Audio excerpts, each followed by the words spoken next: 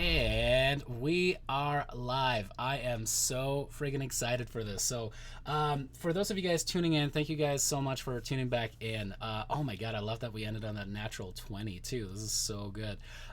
If you guys don't know, I run quite a few different games for these crazy awesome people, and one thing about that is that Thursdays are my Friday, and because Thursdays are my Friday, that means that this stream is the last thing that I have in my work week before I then do other stuff on Friday. I don't really have a weekend, but it's still fun. I absolutely love ending my week with these guys. So thank you guys. And this is not for the people watching right now. This is for you six. Thank you guys for being part of this. Thank you guys for making my end of my week just wonderful. So yeah, I just appreciate it. Thank you guys so much. Thank you for bringing this community together. Hells yeah. I mean, we wouldn't be here without you. That was the thing right from the get-go. Like, I just wanted to make sure that I had a good group of people. Like many of us probably during COVID, I felt very, this is going to sound stupid, but isolated. And I felt isolated even before that because I was working by myself in an office, remote, kind of like heading the thing for the firm I was working for. And it was kind of like remote work already starting in August before everything hit. And so this has been great. This has been amazing. So thank you guys. And for all of you people at home, as you know, this is usually where I do my pitches and my announcements and all this other crazy stuff and get real cheesy. We've been telling some jokes behind the scenes. We'll never go to the epic level of Sam Riegel being able to have, the epic Matt Mercer crack up laughing. But I'm excited that we're getting to a point where we have almost 100 followers. It's absolutely crazy. Thank you guys for that. That is it blows my mind. Like when I started doing this, it was kind of more of an idea that one of the players in the Curse of Strahd stream on Sundays threw out. Was like, hey, maybe we should stream. It would be kind of fun if we did that. I was like, I mean, sure. I don't think a lot of people are going to watch because everybody's trying to be Critical Role these days. But no, it's been super fun, and I'm glad that it is our stream. I'm glad that it is, like, we're not trying to be Critical Role. Like what Matt Mercer and those guys do is phenomenal. They're voice actors. We're just a bunch of people hanging out, playing a wonderful, wonderful campaign setting in Odyssey of the Dragonlords. Which, by the way, as I'm listening, I'm like, there's silence. Why is there so much silence? And then I realized, oh, it is because I have not yet started the new music. So, I ended up reaching out to, what are they called again? I want to make sure that I'm not mispronouncing their name. Hold up. Ooh, that is kind of loud. Hold up. What is happening with this? Why is it so much louder for me? Oh. I think it's loud for all of us. Why did it kick up like that, though? Hold up. Is this fixing it? Okay. Yeah. Does that fix it for you guys? Is that a little bit nicer? That's better. That is much better. Oh my gosh, that that almost blew my eardrums out too. And no, Justin, we cannot play Montero on here just because we certainly do not have enough enough money to play that on stream, and we definitely get on the DMC out. I'm just saying that because I was. Wait, what? Oh, you haven't watched it yet? The call me by my name, is that what it's called? No, I've seen it. I wasn't requesting it though. I was like, what? I'm live. No, I was just kidding around. I'm also stoned. Oh, okay. I feel like if anybody would call it out, it'd be you. But no, fair. I want another stream. I wish I could watch it. Are you kidding me? Let's just have a 4-hour stream of that. It's just that on repeat again and again and again. Fair A descent into Avernus campaign now. Yes, but what I was trying to say is this is going to be a call out to the game Hades. If you like roguelikes and hack and slash isometric games, it is phenomenal, and specifically by the studio Supergiant Games. Fantastic, absolutely fantastic dev group. Specifically, if you guys want to get it, just go down below the stream. You'll see that there's actually a link. It says Hades original soundtrack. If you want to buy it, go to Bandcamp. Now, here's the thing. Straight up, they are not sponsoring us. I just want to be very clear about that. They are not giving us any kind of kickbacks or anything like that. It is just wonderful that they do have a Let's Play policy that allows streamers and allows people that just want to have that for like home play and stuff like that. You can absolutely use it for that. And I just wanted to do a big shout out to Supergiant Games for being really cool about that. I reached out to them today, and yeah, this is amazing. So if you guys want to support them a little bit, it's $10 I think for the whole soundtrack. You get like 20+ plus songs with it. I sent Damon a more hard rock version of one of their songs. It's really cool stuff. Anyway, I'm gonna stop gushing about them because if you're a fan of Dragon Force, check it out. You'll like it. It's really cool. Okay. It's also just a really fun game. It's a really fun game. And yeah, Hades is amazing. What is POG? What does that stand for? Steel Thunder. Explain it to me because I'm still so new. What does POG stand for? Am I being called something? Or is that just being excited? Because I'm excited about Hades. I love that game so much. Anyway, so as far as the other announcements go, I decided to change one thing. Last Sunday, I announced that once we hit 50 subscribers, we're going to do the PvP. And it's been kind of like eating at me for the last few days. It's like, yeah, but what if you want to support the stream? You don't necessarily have the money to throw at us for some of the fun things that we're doing. Like we're going to have new...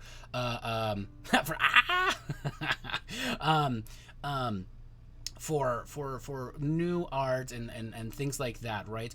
But what I want to change it to is from here on out, we're just going to do follower goals.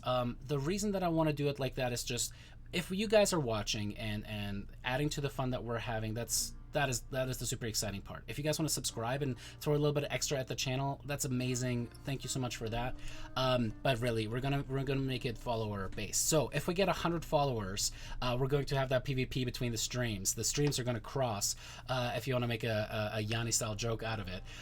But what that's gonna look like is I'm gonna pick a few of the. Don't give me that look. You know, David. You know exactly that Yanni would make that joke. Get out of here.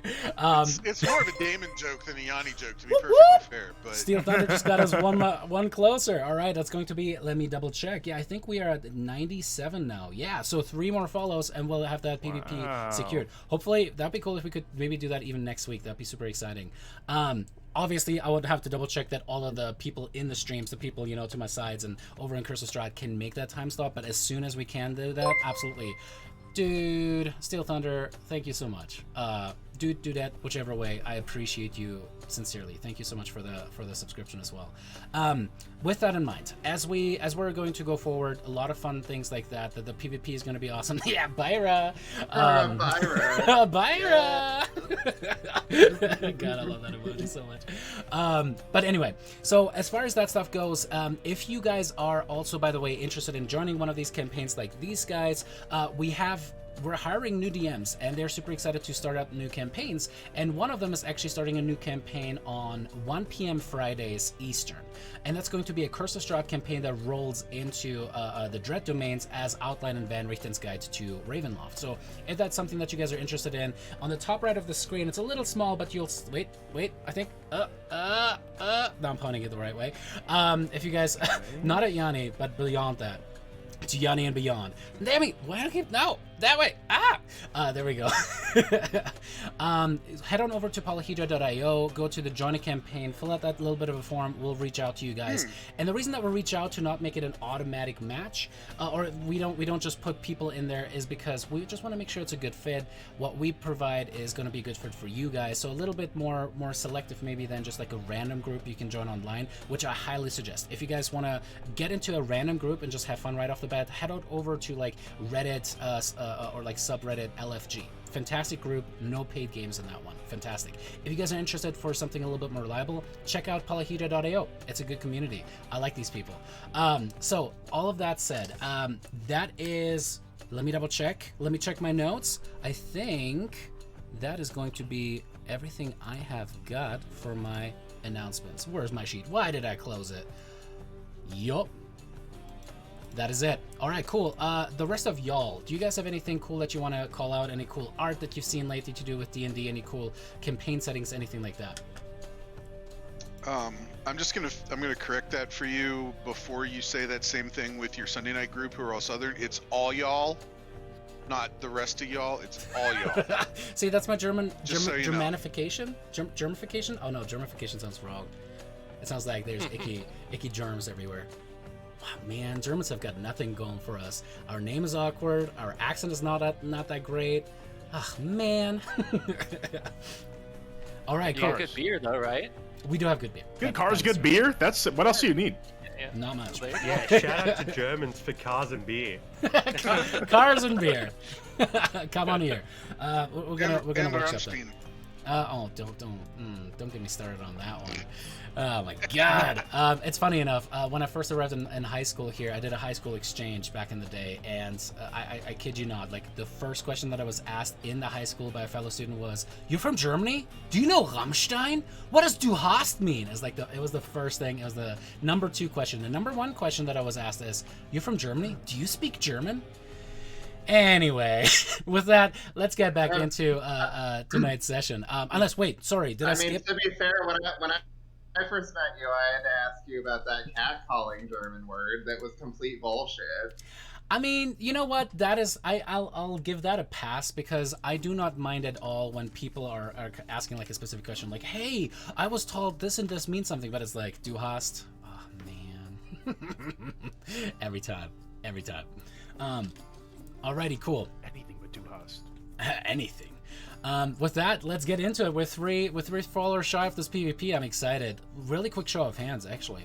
Who would be interested in being in the PvP? From you 6. What level are we talking about? We would match my it. main Alex is all. If I get my dragon, I'm definitely in. I would Am I match level you guys. 7? Otherwise, you might have to sell me. It will not be level 7, but I think it's going to be level 5 or 6. So you guys are going to have extra attack. And we're going to level you guys in particular up to be on the same level as them. So, yeah, that's going to be happening. It's going to be fun. All right, cool. That'll be an interesting group to see who's going to slay whom there. All of our Odyssey of the Dragonlord subclasses are pretty broken over the base ones of everyone. And this D&D 5th edition is not set up for PvP at all, so it's just gonna be like this brutality. Like, you cast Hideous Laughter or something like that, and then you just take one player out completely for the game. I'll have to double check on the CC stuff. Oh boy. I'm sure level 6 is when I get the ability to basically do the portent wizard feat, except as a warlock. I know. Oh god, that would be. I'll be able to do my petrifying gaze at level 5. Oh no! Nice. But that takes like 10 minutes, a couple right? extra levels above us. You know? Yeah. Sounds like we're gonna have him in the bag. The Curse of Strahd folks are just going like, "What the hell is this shit?" But and if you guys are watching, sorry. Alrighty, cool. With that in mind, I am ready to dive in. I've been looking forward to that all week. I've been geeking out about the music, just listening to it on repeat. Let's get into this, shall we? Alright, cool. That brings me to the recap. Alright, so previously in the Odyssey of the Dragonlords, our group of chosen heroes had left the Temple of the Oracle. The Oracle, Versi, had given you guys not only information about you in particular, so individual storylines that you guys had gone through, but additionally also let you guys know that there were 3 great labors you guys would have to accomplish in order to truly become the heroes of prophecy that she has seen in her vision. Those 3 great labors included recrafting and restoring the weapons of the Dragonlords. To, let me double check actually, because I gotta make sure that I'm getting these right as well. Ooh, I could tell. Reclaim the weapons of the Dragonlords, drink from the horn of Balmitria, and finally light the fires of the Mithril Forge. So, as all of these things are coming together, we're hoping that this is going to be some fun stuff for you guys to watch. You guys left the temple ultimately as Versi and the goddess Kyra, that is currently traveling with you guys in the guise of a humanoid bard. You guys decided to take a little bit of a shortcut. While you guys could have gone down the boring path, walking upon the dirt road and ultimately leading back to Astoria, where King Pitor, the also god in the flesh, that is the king of this fabled city, and father to our own Rhodus, is rumored to have been kind of not living his best life. You guys decided, screw that, we're not going to go the safe path. We're going to go through the mountains and ultimately cut many days of our travel to get into Astoria. As you guys were traveling through the mountains, you certainly learned new things about yourselves. Whether it was Brissa meeting a golden pseudo-dragon that is now traveling along with her and has chosen an incredibly deep voice for itself. That was a smart decision on my part. Or you guys seeing Yanni being able to now cast forth new magic and teaching Crane in the arts of being able to do that. That was when you guys found yourselves at a little bit of a valley that was splitting in a ravine between two paths of the mountain. You saw a rackety bridge leading across this path as suddenly these goatlings were starting to jump out of little bushes and starting to throw malaka, crab-covered stones at Yanni in particular. And for the Skata, that's it. We're using these skata-covered rocks for the rest of that fight, and purposely, again and again and again, seem to target Yanni. Now, as that fight then started to escalate, you saw a massive beast, what looked like a lion with these massive bat wings and the face of a human, come out and over a cliff's edge and started to descend upon you guys. You guys found yourselves split across these two ravine points, fighting against harpies flinging rocks down at you guys. But it was no issue, as even though Brissa had first failed trying to command the creature to fall to its untimely doom, Brissa still, with a final attack, was able to bring down the monster and threw the manticore down. As the manticore descends down this cliffside, that is where we're going to pick it up again this week. Was there anything that I left off that you guys want to remind the stream of? Someone had a weird dream, right? Or I think two people had dreams, right? To be fair, there were a lot of weird dreams. My brain doesn't want to remember. I just remember that Dream Lyra was there. That's all I remember. Yeah. Alrighty. Ooh, one other thing that happened last time for the first time was Kasari actually ignited a corpse after it fell and then used the corpse as an offering to Kyra, who was literally right next to her, which was hilarious.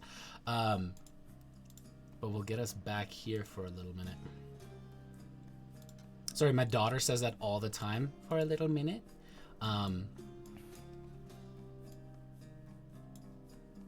Brissa took an oath. Brissa did That's take an what oath. it was. The fifth one, I think. Brissa has a little I bit gotta of get to an oath 10, problem. right? Like, that's my goal. 10 oaths, right?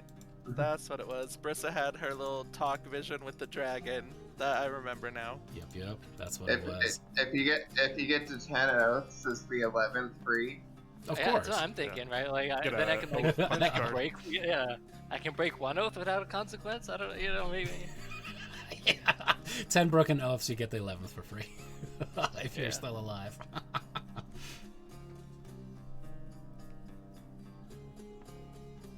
Alrighty. As I know, Justin, I am absolutely rocking out internally to the soundtrack too. It's so good.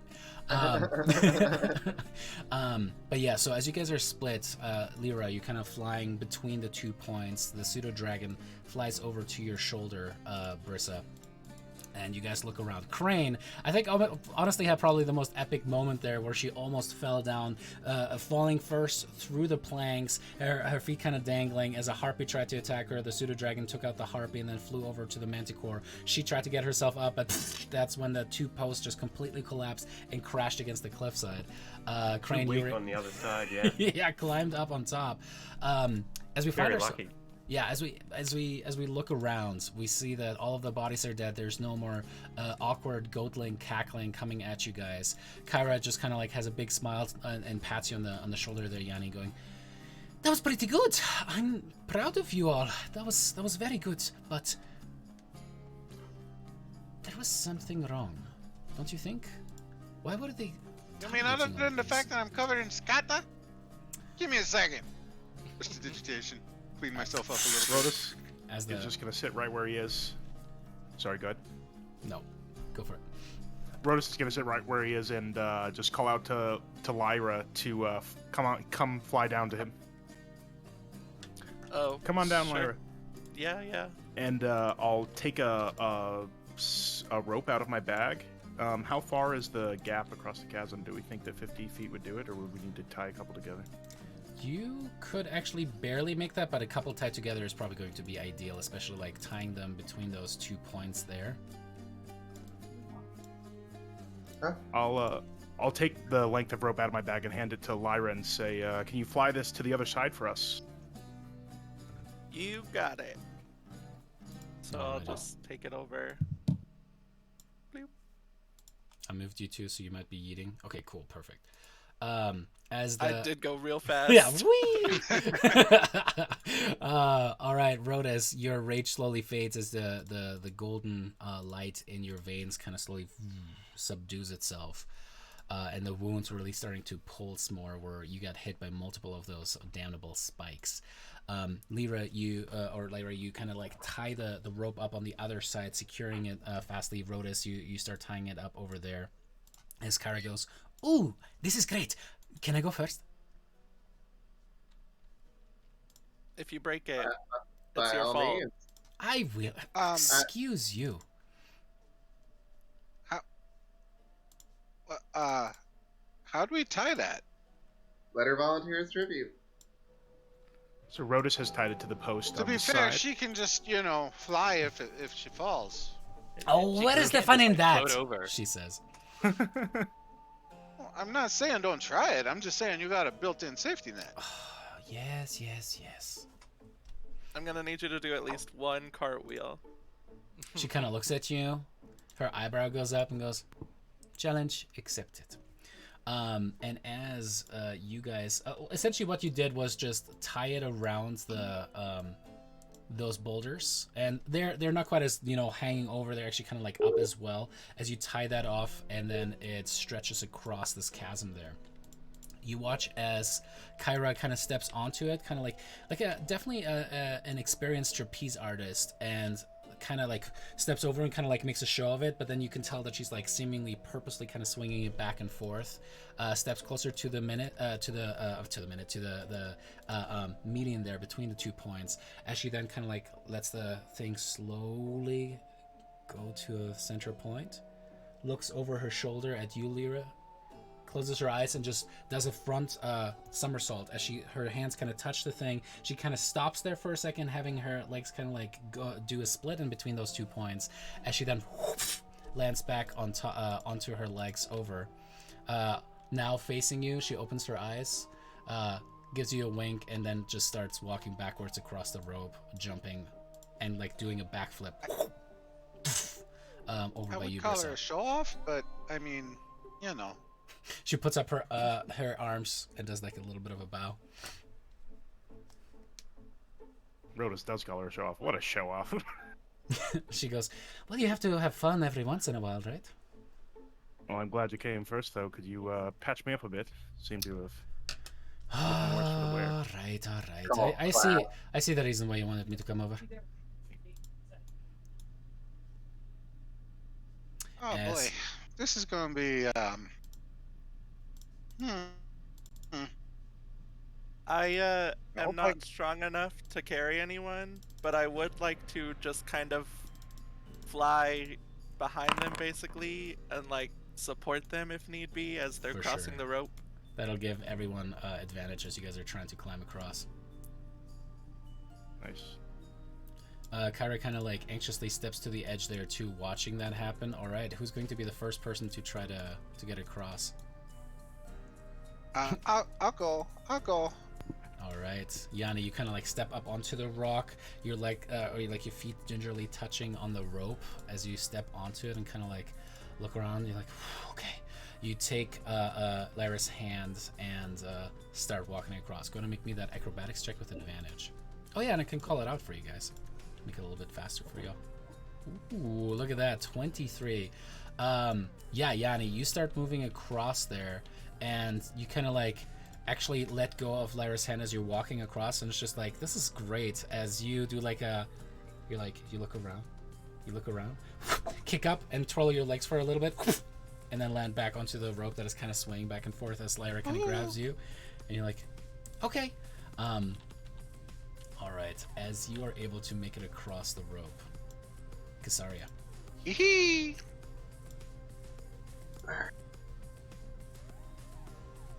I'm gonna stand, like,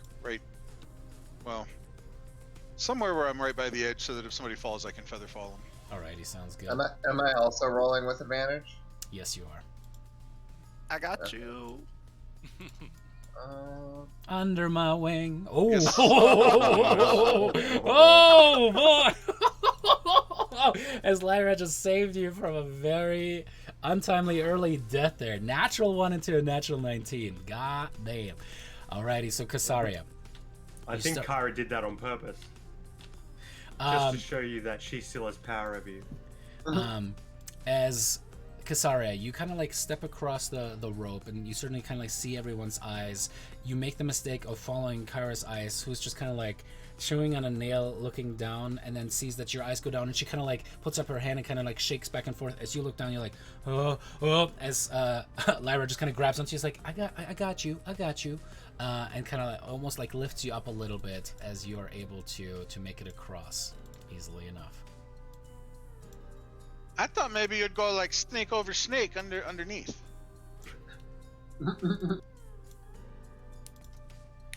No? Guess not. No. Nah. I don't have any basilisks up there. Alrighty, as You you just guys start doing like snake push-ups, just like on top of snake your head. push-ups. Alrighty, as you guys all get across, taking a breath and taking a moment, Kyra definitely looks around and goes, well, this was Lutheria's doing. There's no question about it. She's getting... I feel like the goat people told us Not that surprised. already. Yeah, not surprised whatsoever. Right, that's why I said no question about In it. that case, should we not bury the bodies? Or just maybe kick them off the edge? That would be a bit of an insult to the goddess of death. She walks over to the first goatman and just kind of... I mean, why don't I incinerate at least one of them for another blessing for the next minute? Why don't we dedicate this one to someone else? Turn to Rodus. Would Daddy want one? I'm sure it wouldn't hurt on our way into the city. Daddy wants one. God I know that's what you wanted. I know that's what you wanted. No. Tell me again why it's a Yanni joke. Tell me again why it's a Yanni joke. No, that is not a Yanni. That it belongs all to Rhodas. Daddy wants one. How about Yanni? What's your joke? I want to hear it. No. You were saying the whole like crossing the streams thing earlier was a Yanni joke, but then Brian's the one that goes and says that. So I'm wondering why that was a Yanni joke. That was... I don't have a joke. Rhodas is taking the cake for that one. Alrighty, as Daddy gets an offering, Casaria, you take one of the harpy bodies and just incinerate it. As you guys feel the blessing come upon you. And that lasts for 1 minute or for 1 hour? Remind me. I believe it's 1 minute. I think it's technically only when you kill it, but we'll say for like story purposes, yeah, you build a little pyre, you set it on fire. That was not meant to rhyme, but it did anyway. And as you do that, you say some words to Pitor, and as the flame kind of like dances with it, Rhodas. Thank him for watching over us in our battle that we are in our victory. You kind of leaning on your greatsword, and you see that the silvered edge of the sword kind of like flashes for a second and seems to turn gold, and then goes back to its silvered edge there. It seems like Peter was listening. We must make haste into the city. Daddy! All right. Show us the meaning of haste, Rodus. I feel like I remember reading something in one of the books in the library back in Arisia about Lutheria having some kind of like beast people followers. They had a name. I don't know if I remember it. Raging? No, raving ones? The raving ones? Does that ring a bell? Does that mean anything?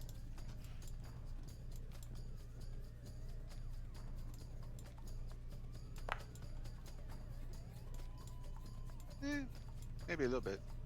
Yeah, you certainly remember your your meta knowledge well there, Damon. Sorry, Yanni.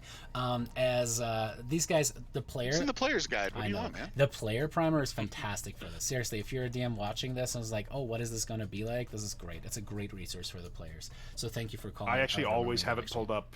Nice. I have it pulled up next to my game to reference that. I'll control F, look for names and stuff. And yeah, the same thing. Damon, actually mark off that DM inspiration. So add one if you don't have one currently for remembering that. The raving ones with a 13, what you recall is like, yeah, indeed, Lutheria seems to have creatures that have borderline gone mad, that like to, beautiful, Lyra, have dedicated their lives to sowing mischief and kind of chaotic actions all across the countryside of Thylea. They especially like to hit settlements of the settler races, and do as much damage as they possibly can and leave people homeless and without means.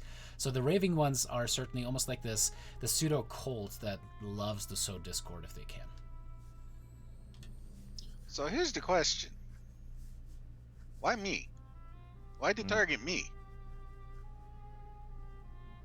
Anybody got any ideas? I don't know a whole lot about these people. I just remember reading about them in a book. They seem to know you very well. Yeah, they said something, but I don't remember the context. I was too busy killing them. They said you sow seeds of disaster everywhere you go. So it seems, yes. What By race were they? seeds of disaster, they mean get hit in the face with their own poop. Yes. I sow seeds of disaster. These were also, called... I'm very glad that I had magic that could clean that up, because that was really unpleasant. I imagine that'd probably be really gross. Just poop all over you. I'm trying not to think about it so much.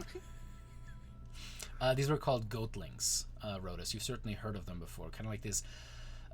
satyrs are, actual fae folk that have lower halves that are very reminiscent of I don't know the proper term for them, but goat-ish features. But these ones are more beast than they are humanoid. They're like reverse Maybe they're satyrs. jealous of your goatiness, Yanni. Thanks, I guess. Yanni, Not sure what that means. you do remember that Versi was talking about,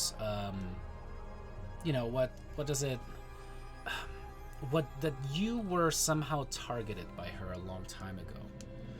That the reason that you don't really know where you came from was because your family was taken out, so to speak. And he's So why- doomed, and Lutheria wants to kill him. Why leave me alone for so long? Didn't pick on me now. Make me an insight check, Well, Yanni. you are more well known now. So I guess to 100 people maybe. Just makes no sense. On your way up. 0 sense. Yeah, not very insightful. I guess we should, we can figure it out along the way. Next time, if we see one of those goatlings, we can, maybe capture it. And, force it to tell us why. I'm sure Why instead of throwing poop at me, it would be happy to just sit down and have a conversation. Do we think we can count this as one of the attempts? You think we can mark off attempt numero uno? Maybe. I mean, maybe.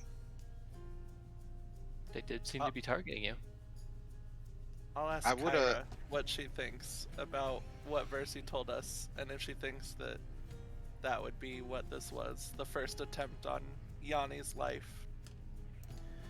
She goes, well, sorry, Yanni, but I have to say, it doesn't seem like she's left you alone all your life. It sounds like she ruined your life to begin with, and you lived in abject poverty, and you didn't have much. Friends, family, food, basic security. You couldn't self-actualize, in other words. It seems like that is exactly what Lutheria was going for. Now that you have Yes. hope at having friends, building a family out of them, gold, fame, all the things that she doesn't want you to have. Actually, this actually makes a little bit of sense. Okay, yeah, when you put it that way, I see it. She kind of just shrugs. I'm sincerely sorry about that. But Ah, now you've got friends to keep you safe. you know what? Screw her. Yes. She's just as much of a malaka as her brother-husband weirdo relationship thing. Yes. That I is could kinda not gross. agree more. The Titans are... They had a chance, you know? I'm just... And she kicks what looks like this boulder that certainly if you kicked, it would just break you for... And it's just like a like aluminum can in her proportion. As it just lands hundreds of feet down below, and there's a little splash that you see off in the distance. They had these Malakas had a chance to bring lasting peace to Thalia. We had worked on this together. We were supposed to make Thalia better. The Oath of Peace was the chance for that. And instead they took 5 centuries preparing this. Torturing mortals. Preparing to hit me in the face with poop? I mean, that is... That's if it took him 500 years to come up with that, I'm not too worried. We're going to have to work on your literal interpretation of everything I say. And she just kind of takes you by the cheek and kind of just squeezes a little bit. And then as she kind of like does that, she's like, as she kind of like pulls your cheek back a little bit. It's like, one of your teeth is kind of loose. What are you talking about? This one, and she kind of like touches it and kind of goes, as you pull it out. That As didn't you even pull hurt. it out, like you pull it out, and the weirdest thing about it is that there's absolutely no blood on it. It seems to be perfectly fine. It didn't even hurt. How did you even see that? No, I Never didn't mind, you're a see god. it. I know these things. No, wait, I just touched your cheek. Well, that's fair. You knocked out his tooth just by touching his cheek? No, You she really didn't. don't know She- your I own mean, strength. I mean, She I don't. grabbed me a little harder than I might have liked, but not hard enough to do that. Just Next time. like a I guy. don't know what to think about this. Oof. Could have been Promise. knocked out in the fight. Did you get hit in the face with any of the poop rocks? Yeah, I guess that. But I would expect blood. Oh yeah, that's logical. I mean, look, this has full roots and everything. I mean, it is a beautiful tooth. Surprising for the fact that you've grown up on Yes. the streets. You're resilient, Yeah. little one. You know, some people have good teeth. It's just the simple truth of it. I suppose. You better get rid of that before the tooth fairies come for you. Why? Oh, they're nasty. There's just a squad that has a big cannon now of fairies that fly around and just like Yeah, dude. murder people for their teeth. Robbing teeth, yeah. Just trying to steal. Oh, man. I mean, they're a type of bone fairy. Bone fairies are brutal. Yeah. Ascari goes, alright, well, I don't- we have some more days to travel. weird. Should we keep going? Put it in my pocket for later. Let's go. Alrighty. As you guys keep traveling on, who would like to lead the survival check this day? Are we still in the mountains? I'm not good at these. You are Are still we, in the mountains. are we still in the mountains? Yeah. You're still in the mountains. Mountain. Mountain. A true Coloradan never says his T's. Alrighty, as Kasari, you kind of like lead the group through. You see again the valley below is just beautiful as it stretches out, and you guys can actually start seeing towards the north. There's just dozens of vineyards that are built along the lower reaches of the foothills just east of Astoria, and you see quite a bit of activity there. Beautiful scenic setups. This seems to be where the richer folks of Astoria must be living, running their vineyards on, and having their estates as well. As you guys are starting to switch back more and more, and it ultimately gets dark again, and you guys set up for the evening that day. Anything in particular that you guys want to discuss or do as the evening, as the sun sets and evening overtakes? As we're all sitting around eating, I want to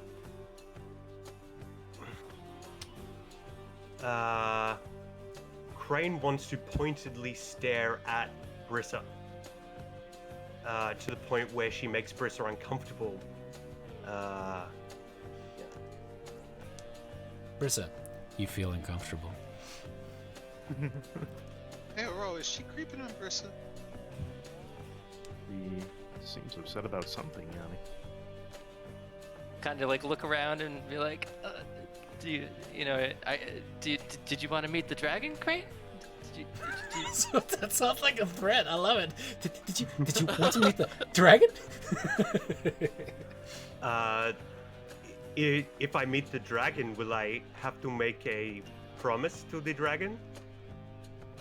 I don't know. Did they hear my oath to the dragon? I don't saw remember. you without speaking. Oh, okay. I mean, you don't have to make any. I don't think anyone's made any promises to any dragons or anything like that. Oh, no one has made any promises? Are you sure about that? I don't. I mean, there might have been some, but who knows? I mean, you never know with these types of things, right? Things just happen, right? It's just these come out, right? So, but would you like to meet him? And I'll like pick him up and hold him out and towards Crane, see if he wants to.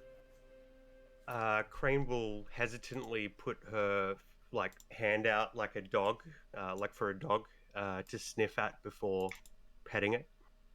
All right. See, dragons are nice, Crane. As They're not evil.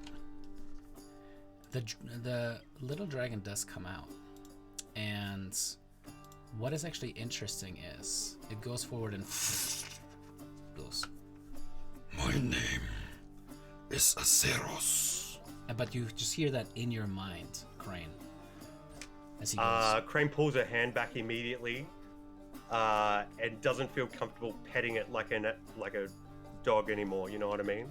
As it kind of sits very regally upright upon Brissa's hand, it just kind of gives you like this even stare. Its head kind of like tucking in like this, and just kind of seemingly just assessing you. I'm serious, Yanni. We should stay out of this one. Yeah, I might want to go for a walk. Give him some privacy. Crane is still focused on Brissa more than the dragon, and says, "You don't need to hide it. We've just had to convince Yanni he has friends.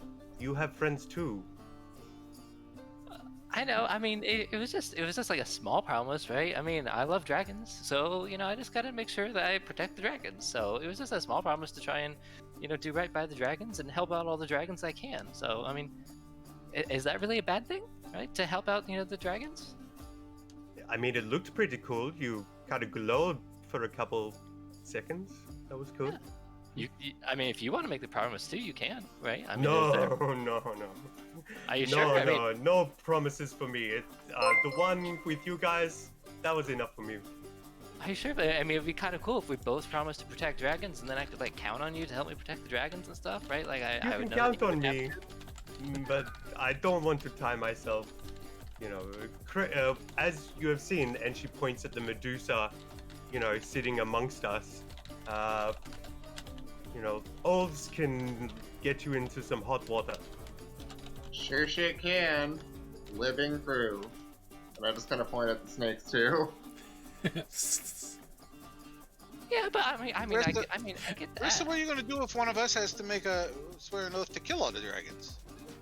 Well, that's gonna be a real brain buster. I don't know what I'm gonna do about that one. Because then you're gonna have competing oaths. Let's just all agree not to take that oath right away, because I don't. So I don't make wanna an have to oath cross not that to bridge. take an oath to kill each other. We're just racking up oaths today. We're gonna get to the No. 10. How many webs oaths I got do you? one. You're immune to I oaths. made one oath, and it was to you guys, and that's it. I agree. I mean, if you guys want to help me protect the dragons, I'm not gonna be. I think that'd be awesome. But you just let me know, Crane, if you ever want to, Sure, I'll let you know when I change my mind. We can create a new Dragonlords. together. Yeah, that sounds like a great thing. Last time they were around with their dragons, they really did a lot of good. But I mean, that's the thing. Dragons can be, they're not, good or bad. I mean, it's, kind of like, they're, it's how they were raised and everything. If we just raise them to do good, right? Then I think it'll be fine. That's why dragons are gonna be good. Rissa, I hate to break it to you, but I expect that one of the things my father might have us do is kill a certain dragon. That I could just stay away during that time, right? I don't know, I can go get a beer. Close your eyes. I Wait, can go get a beer or something. Just go. Did you Just go to swear the to- tavern. Did you swear to protect all dragons? Well, it was kind of rushed, so I mean, I might Oh, have. boy. It's a little, I was on the spot, and I was just like dragons, so I didn't really, You didn't read the fine Man. print? I would make it a point to remember the oaths you take. That's it's only 2. You know what? You should start writing your things down before you swear to them, and have somebody like a solicitor or a barrister or something look over it first and make sure you're not getting in over your head. I know a guy. It's probably a good idea. He's If you're gonna live by 2 oath, weeks why that wouldn't way you by follow boat, but I know a guy.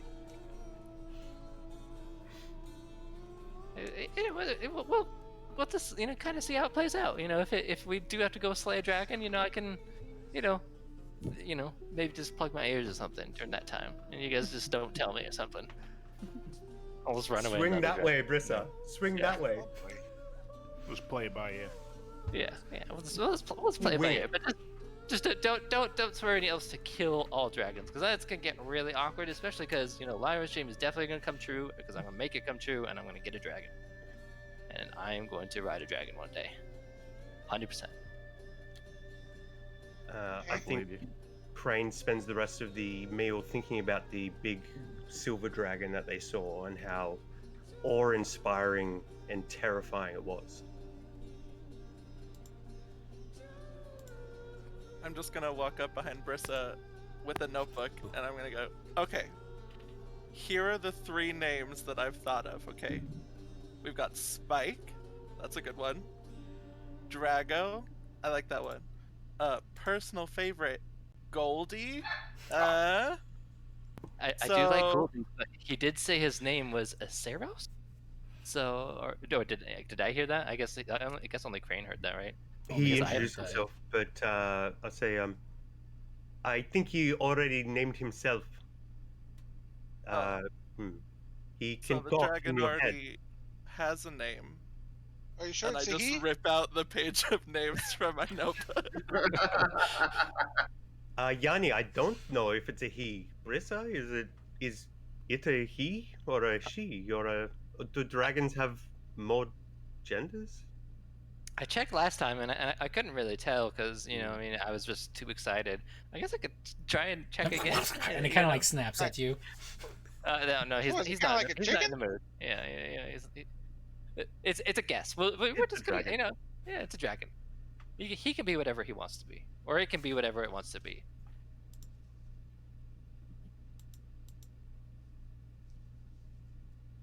And I'll also be like, can you breathe fire? Like, can you breathe like a little fire and like a point? And, like, I'll set a bunch of like sticks up and then like point to it and see if it can like.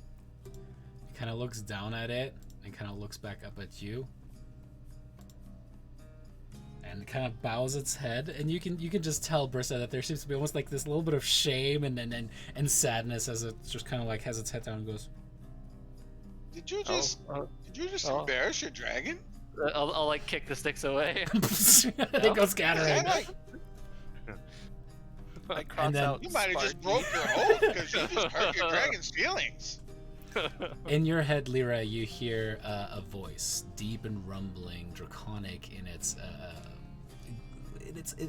weird, bassy note, and it just goes, I like Goldie. It's nice. Tight. Awesome. I'll be honest, I can make my voice sound. However, I want it to be in your minds because it is purely by telepathy. I just like to sound like a big dragon when I talk to people. I'm gonna be honest with you, Goldie. I liked the first one better. Which one was that? Like the growly, angry, violent voice. It's very intimidating. It's very... It puffs its little chest out a little bit and spreads its wings out. Fear me, for I am Asaras! And you see it's kind of like Stinger kind of flail in the back there. Goldie. Oh, well, no, you're just... Okay. So the dragon told me its name is Goldie. I don't want to say its name is Goldie. It's your dragon. I like Goldie as well. We can go with Goldie. Little, we needed a good nickname for him anyways. So. G-Unit. Oh, don't go. make that joke. Don't make that joke because that was one of the first characters that died in the server. Was Unit. No. Oh my god. Let's not do G-Unit. I mean, if you really want Goldie's a good to. one.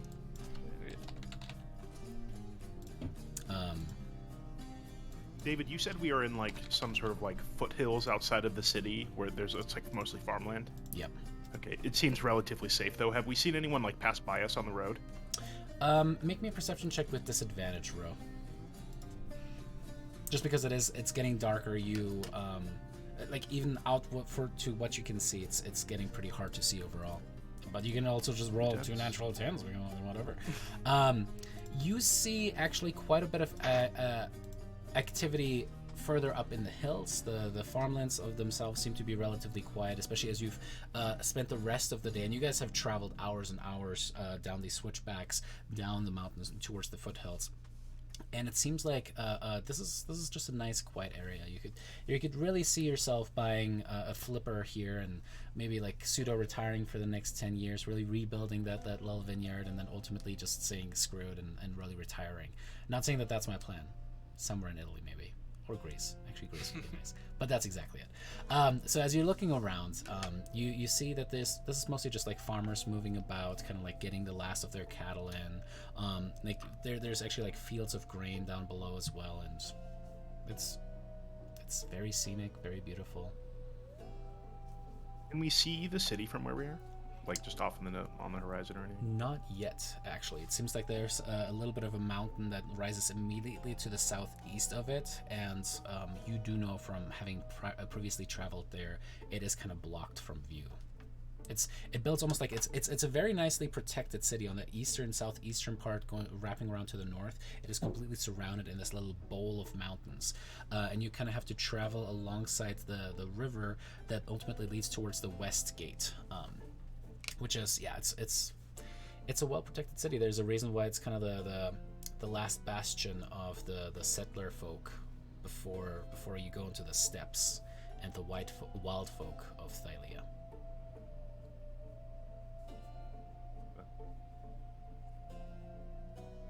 Do we know get ready to about bed how down. far we are? You think it's probably going to take you guys at least another day, maybe day and a half to get there, depending on how well you guys travel.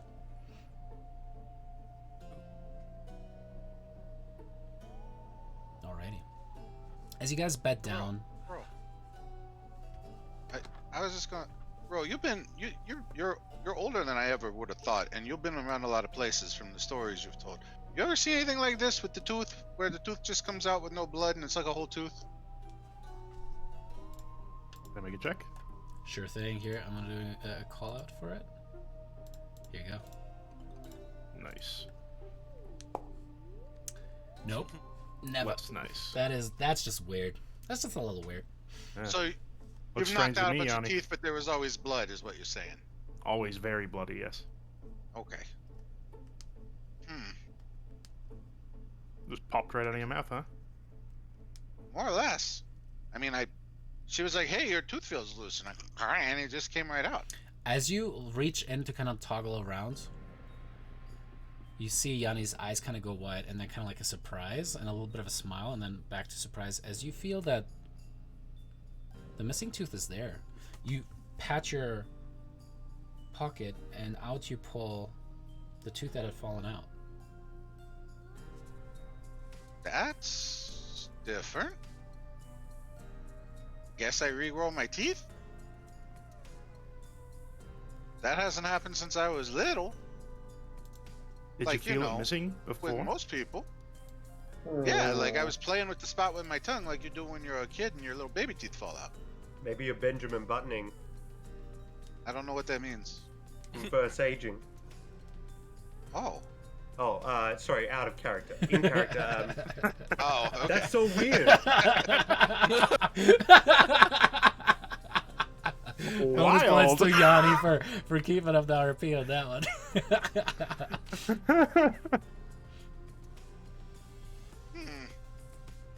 Okay, so who wants my old tooth? Anybody? Any takers?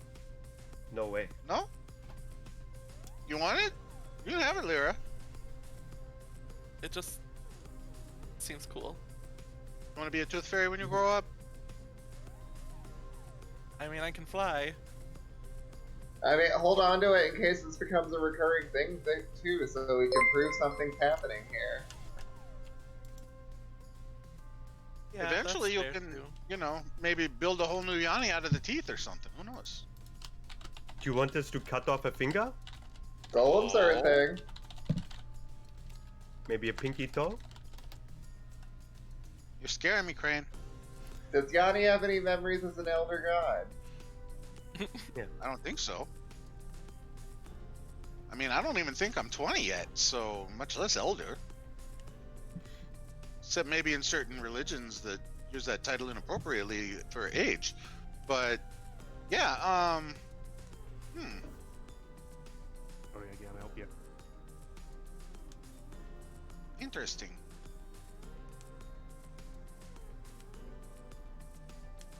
So what I'm does gonna have Lever to do keep with on the this for a tooth? while.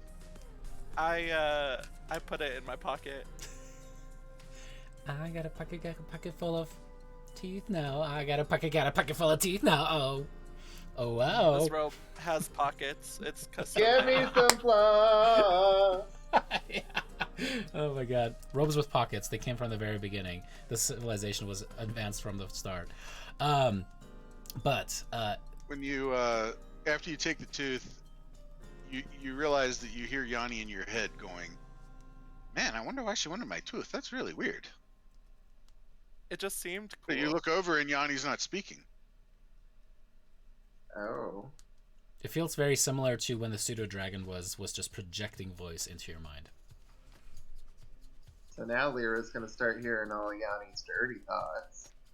It's a good thing I like her, because if I didn't already like her, I'd think she was weird from tooth. But I guess it was weird for me to offer, so. Maybe we're just all weird. Maybe that's why it works. We're just all a bunch of misfits. Have you tried asking your book, Yanni?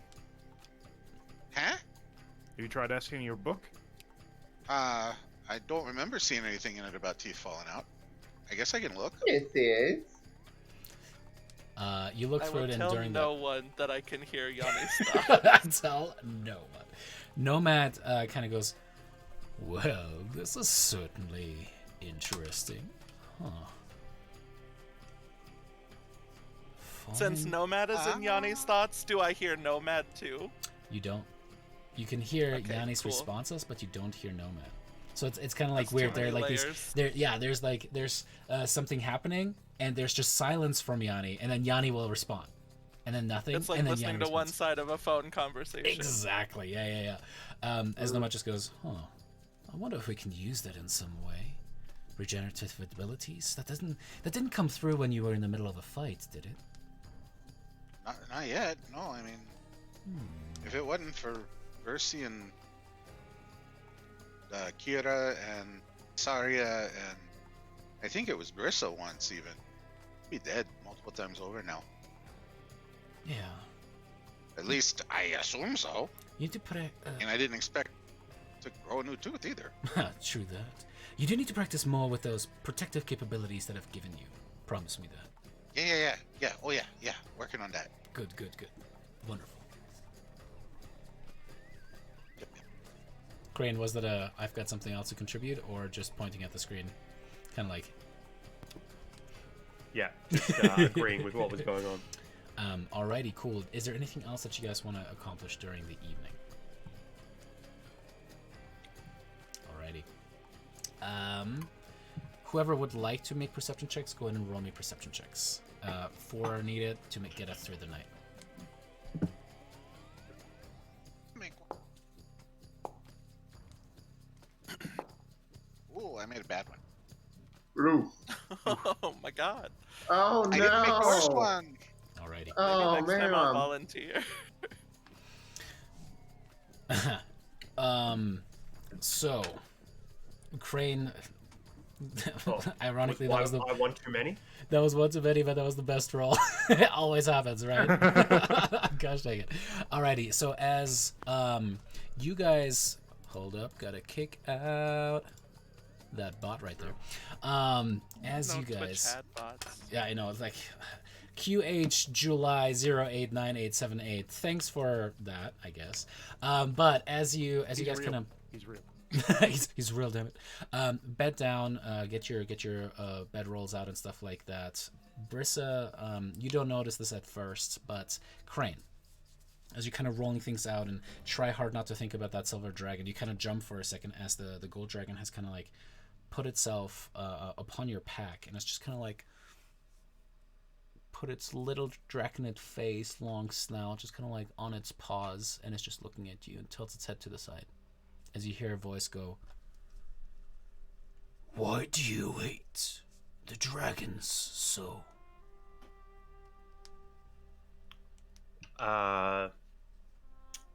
Crane feels put on the spot and doesn't want to admit that it's, what she's been thinking the last couple of days is that it's all in her head and all based on stories she heard as a child.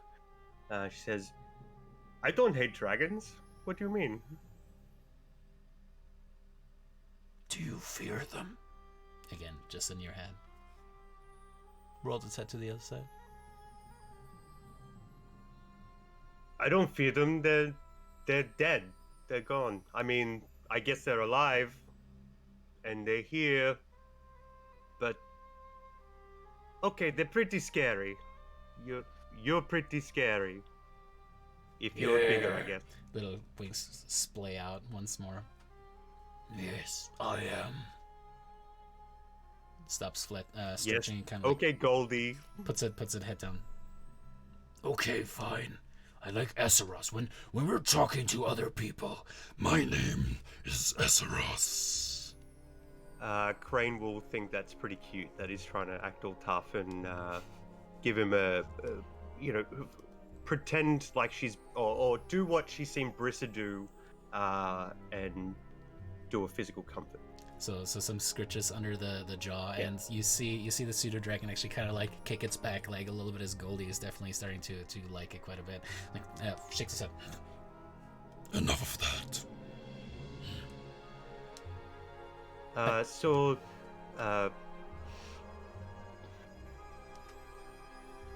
What do you know about the rest of them? What do you know about your kind?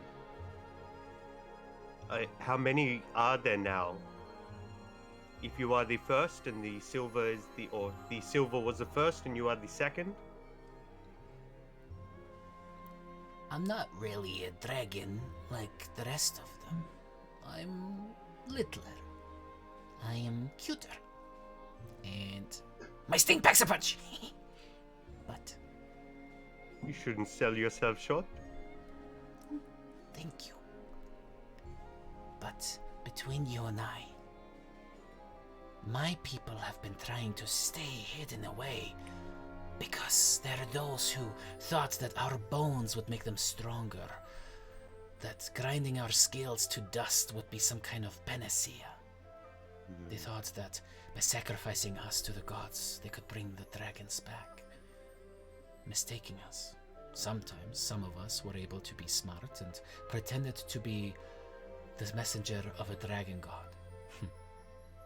I never liked that life. But I had a dream.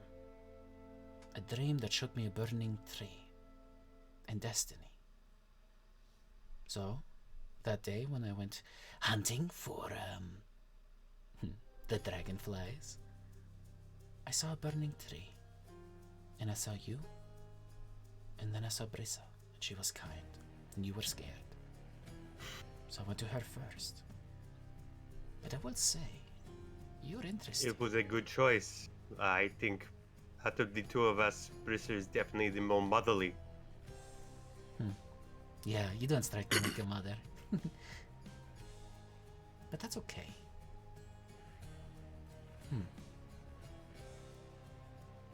I wonder what destiny holds for both of us. For all three of us. All 7? 8? This is a large group. I like it. It's like a small village. A family. Brisa, this is when you kind of notice that the dragon is gone and you just go, no! In your mind as you frantically start looking around and you see it's just kind of perched with its head on its paws, seemingly having a conversation with Crane. Crane will laugh at something it said to her in her mind. Stop it. One of those. Brisa's fine with it. You know, she wants Crane to her side goal is now to get Crane to also swear the oath of the dragon. Oh man. You showed your hand there. I don't know if that was a good idea. Alrighty, cool.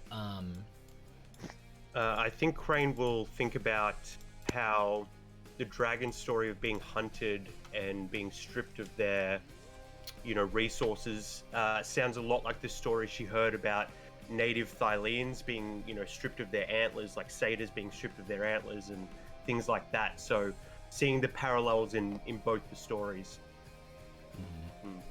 We're not all so different. Yeah, is there anything more to it? Do you think how's Crane developing? It's shallow thoughts right now. She'll think about it, internalize it as she goes. Alrighty. But she's enjoying the little interaction she's having, and it's definitely, seeding some doubt within herself. As you guys finally then make your rest, a Goldie goes and rolls up kind of like on your lap, kind of like beside you, and kind of just snuggles into like this little feline position there, Brisa. Brodus, you take the first watch, and as you see these pastoral lands that your father controls and lords over, you can't help but to feel just a small tinge of jealousy. There's that desire of always wanting to have been noticed by your father, but to think that there is a daughter, a princess, to the king, Petor, whom he is crying over, and yet he may not even know who you are or didn't know who you were, and you had to bring yourself to his attention, and these lands should have been rightfully yours, and you should have been a prince. It's just, there's that trepidation building for you, certainly. Now, Rodus is gonna go to bed, or whenever his watch is over, pretty frustrated, and he'll sleep really restlessly, dreaming about his mother getting taken away by the dragon, screams of his sister that he doesn't know what she looks like, but he just knows that she's somewhere and she's in trouble, and then maybe his father being like a raging drunk, not really knowing, not making any sense, just yelling at him. Yep. Alrighty, as your watch ends, uneventfully, Yanni, you are woken up by Ro, and you don't actually pay attention to anything around you. Your face is just in the book, studying up, as you're trying to read maybe like a light spell or something like that, whatever you have at your disposal for that stuff, or maybe a candle or something like that. You have dark vision, but it's still hard to really make out all of the minutia. But yeah, as you and Nomad certainly go over new things, thankfully nothing jumps at you out of a bush and tries to murder you. I don't know if there's something else that you wanted to accomplish during your watch. It looks like I have. You cut out there. We didn't Light really source. hear you. Oh, it looks like I have candles and prestidigitation, so light source. Awesome. Cool. Yeah, I don't really have anything else I want to do tonight. As your watch goes by uneventfully as well, you go over and wake up Casaria. Is there anything in particular that you want to accomplish during your rest? During my rest? No, sorry, your watch. Thank you. No, nothing necessarily that comes to mind. I don't really have anything haunting me at the moment. Oh, girl, do I have something for you then? As you're watching. Oh, there, really? Yeah. There's not a whisper of a sound as suddenly this little wooden plate is presented to you, and you follow you look at it and you see it just has like copious amounts of freshly picked grapes all across it. The arm of Kyra kind of leading back as you kind of look up towards her face, and she holds out the plate towards you. Would you like some?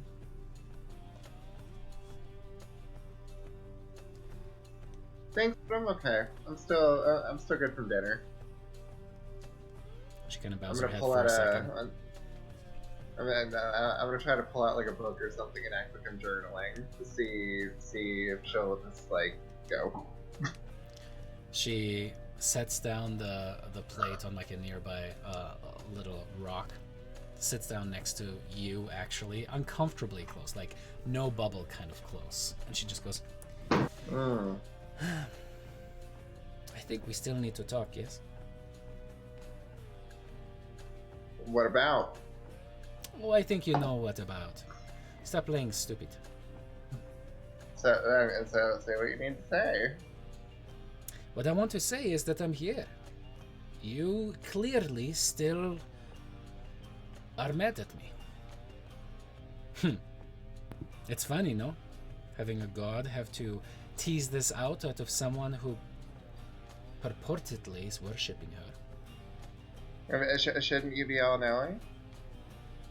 I don't think... What are you talking about teasing it out? I don't think I am the type of god who likes to invade the thoughts of their worshippers. I respect you guys a little too much for that. I'm not here as a goddess trying to smite you for not doing what you are supposed to do. I'm here as Kyra. Pretend I am the bard who has more answers than she should. If you could ask your god anything, what would you say? I mean, clearly I need more context as to what you meant, like, back at the temple. What do you mean? You said you were the one that cursed me. What for? All I've ever done is just follow your tenets. That wasn't all necessarily. The problem is that what you did still doomed dozens to die, hundreds to starve. You fell for Lutheria's trap. But I mean, why wouldn't you have said an omen or a warning or something, since I've always just faithfully served? Because I believe in you. Because I believe in mortals as a whole to make their decisions. If we are here to stamp out every fire, to make sure that you do a perfect thing all the time, what does your free will matter? You're just becoming puppets of ours. There are other gods who believe differently from the way that I do, and the Titans certainly do not care about this, but I, for one, believe that you should be left to live your lives. That is the tenet that I like to preach. Happiness, art, beauty. I mean, was that tragedy not because of strings being pulled by another god, though? Of course. So I mean, at that point, wouldn't you send an omen?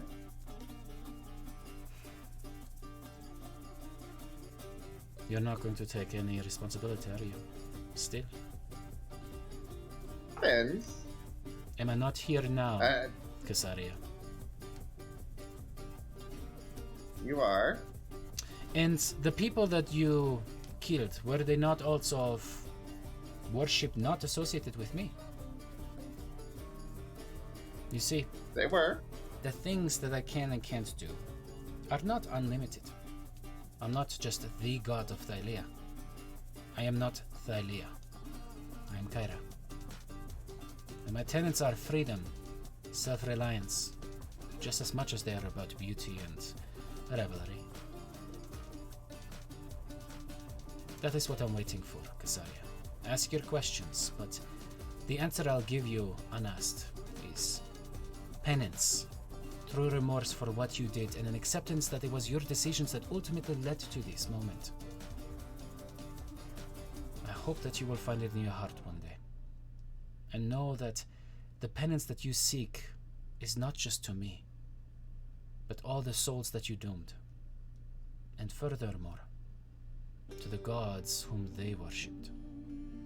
It's a complicated game we're playing here. I wish I didn't have to play it. I wish I could just fly off. That makes you and me both. I wish I never started the game. Would have never joined the sisterhood. We're playing it now.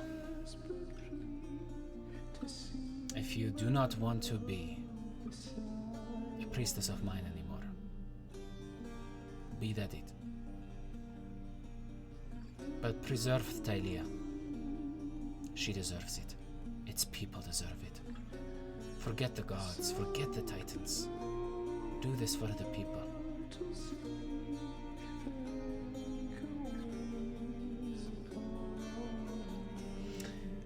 Yeah. Enjoy the grapes. I think I just need a minute to think. That sounds for the best. I'm gonna shrug away as well. Flies off into the sky above. Typical. I'm gonna stare down at the campfire.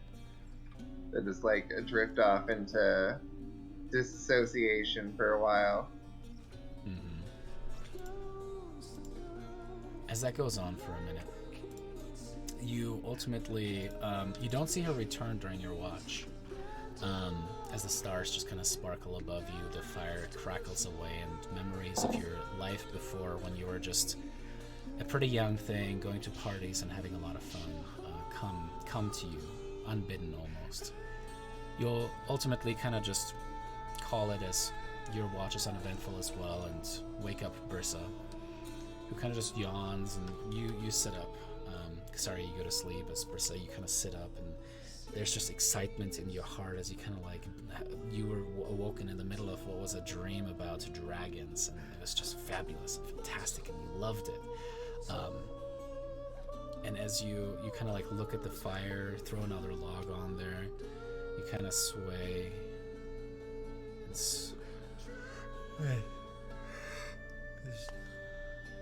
And just sitting up, you ultimately feel yourself fall asleep. Now, as your eyes close, and during the last part of everyone's sleep, all of you guys experience a very similar dream, but all of you guys don't know this, for what you're about to experience is something that is personalized to all of you, to one degree or another. Your dreams have been floating from one level to another, whether it was dreaming to fly above the Mithril Mountains where you grew up, Lyra, all the way down to Rhodes, and the fitful dreams that you have of your mother being dragged by this massive green claw through a window and flying off.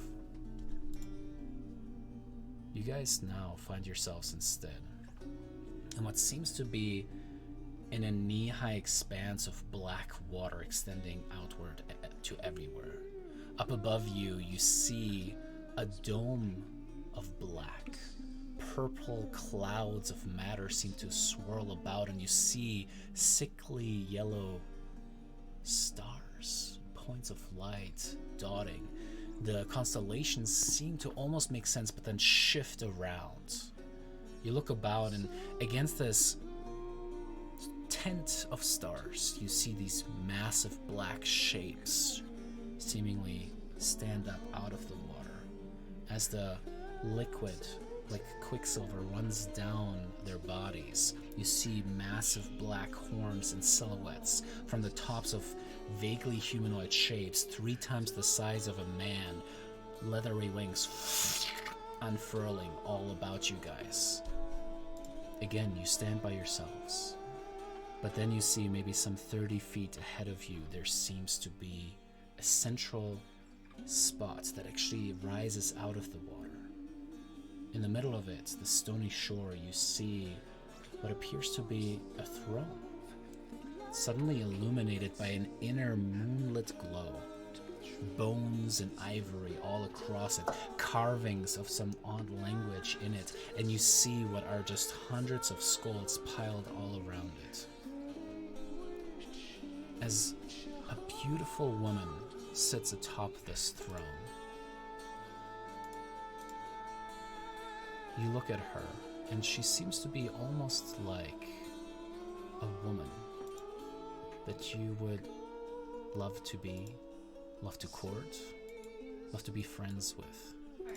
Handsome, beautiful, stunning.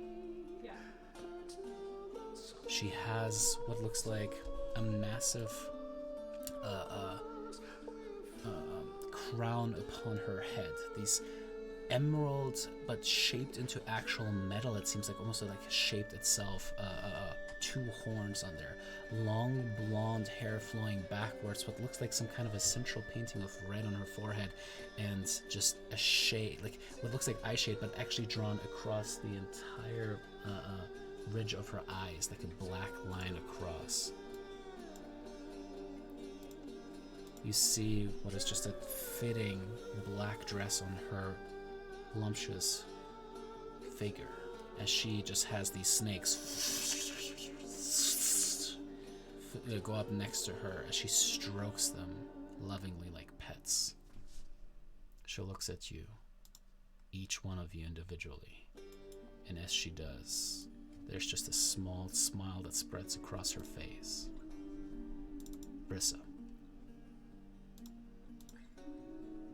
Your vision fades, you kind of blank a little bit as suddenly there's just bright light filling your eyes. You find yourself upon the back of a massive golden dragon. Its wings like thunder upon the sky. Its sinewy neck kind of wreathing back and forth. Joy and happiness are spreading throughout your heart. And below you, as you're circling the spot, you find a small village. Your village. Your people. You have your dragon. You can finally tell them, this is all good. This is all right. This is fine. See, the dragon is on our side. We can use it to protect ourselves, to make peace, to make sure that nobody fights ever again. And you move in the saddle, the dragon just innately knowing the direction that you want to go. You guys fly down, circling ever lower. But the closer you get, the more you realize something is wrong.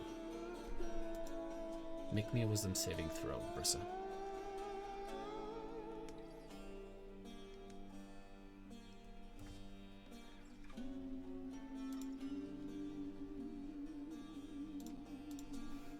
As your heart just grips with fear as to the fate of your family and all the people that are within it. You land with a dragon, and you see that all of the huts and buildings are half crumbled to dust as ash blows in the wind, and you see that all of them were burned to one degree or another. Littered on the ground are coals and burned to cinders, trees and the like. You see that the stonework itself cracked under the heat and partially melted away. And scattered throughout, like sand upon the wreath or the cloth upon a dead person, are all of these blackened and cracked bones. And in your heart you know, this is your family. These are your friends. These are the people that you grew up with. And as you look around in the ground, you realize that all of them were killed by Dragon's Breath, by a creature weaponized to wipe out those too weak to protect themselves. And in your heart you'll realize that you will never get back home. That your home will no longer exist if you return. that because of the actions that you have taken, you are now alone. And from our perspective as the viewers, we see as this blonde woman is just right over your shoulder, just whispering into your ear. You chose the dragon, Brisa. You forsook your family.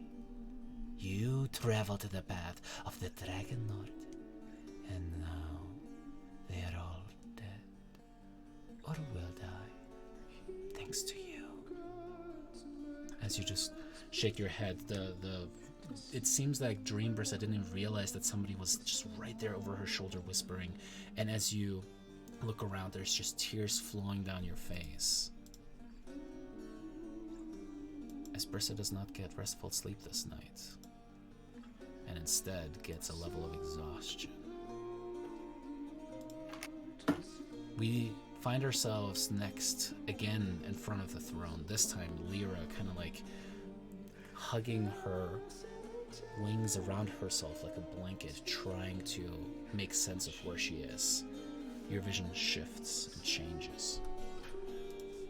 As you look around, you find yourself also high above the Mithril Mountains. And in fact, you see far below the Golden Dragon descend and land as Brisa seems to walk around this little village. You kind of dip down to get a better view, and as you get closer, you also feel a little whisper at the back of your mind that just goes, "You know you cannot protect her. Why do you even try? She is hell-bent on running into danger, into things that she should not do. And as hard as you try to protect her, she is going to fail.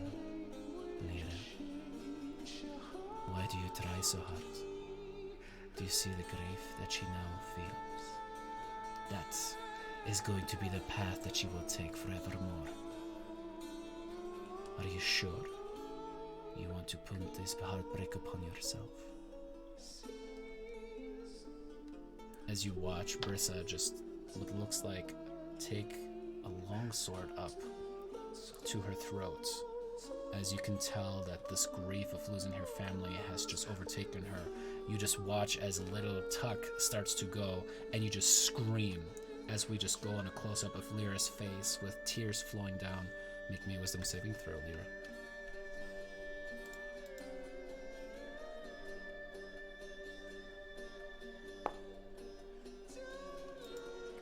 As the tears just flow, your wings start to falter as you feel your ability to fly sap away with deep grief washing over and away from you. You just start falling, circling down towards the darkness below. Once again, as Lyra disappears from our view into the darkness, and the darkness changes into this pool of water, and Yanni barely being able to stand above it before this throne as well. Yes, exactly right, Byra. As Yanni this time, you find yourself in a hall of marble. Beautiful pillars decorated with frescoes of your heroics. You see a harem of women and men about you, naked, giving you everything you've ever wanted, every piece of food, any beautiful fresco you could imagine. You're currently being painted by an extremely talented artist. As you look down upon yourself, you have bands of gold all across you, a beautiful white and gold embroidered toga upon you. And you are happy and fat and full of everything you've ever wanted. And as you try to get up, you hear a little voice, like a little assistant go, "Oh, but King Yanni, you must stay. No, we have more laws that we need to sign." And you just roll your eyes and go, "Fine, bring it to me." As you spent the rest of the day signing documents and hearing pleas from different people and having to educate the fights between different peasants of the... Oh, goodness. And the next day comes.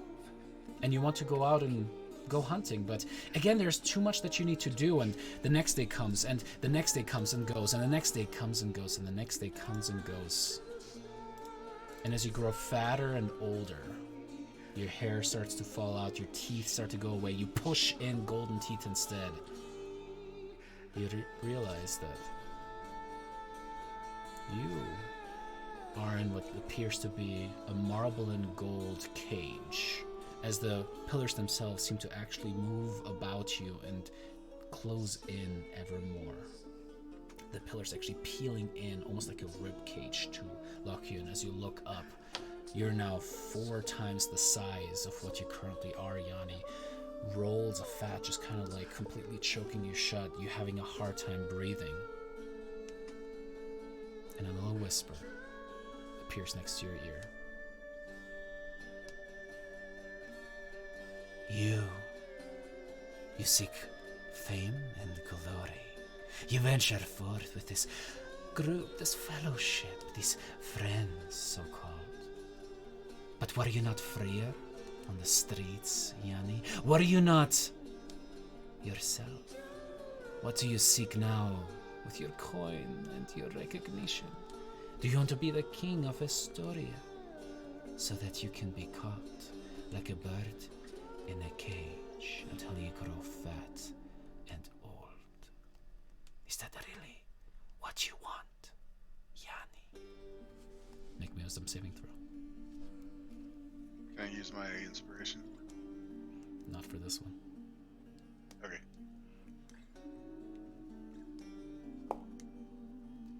When the gods be fucking with you, the gods will be fucking with you.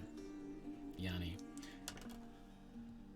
All of the pillars seem to get closer as all of the treasure and coin, all of the items, all of the concubines and everything, hey Crunch 82, kind of come down and start to crush you. Hey, and just start to squeeze in, and you just kind of like feel yourself like an under an avalanche of coin and riches get crushed together as everything goes black for you. The blackness again turns, and this time it is Casaria.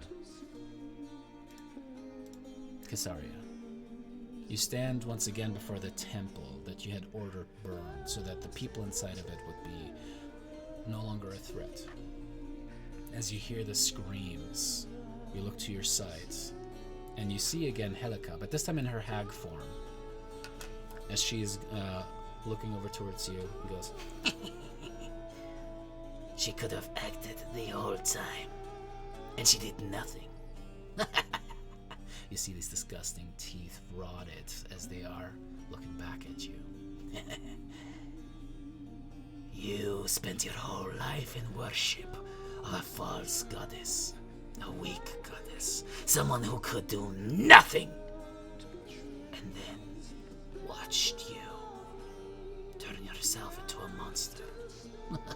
Now she asks you for piety and pity and to be sorry for what you did. But did you not do what you were supposed to? Follow along like a good priestess? And now you're suffering, outcast. Look at you. She's holding up that little silver mirror there to your face, and all the snakes kind of look back at you. Make me a wisdom saving throw, Casaria.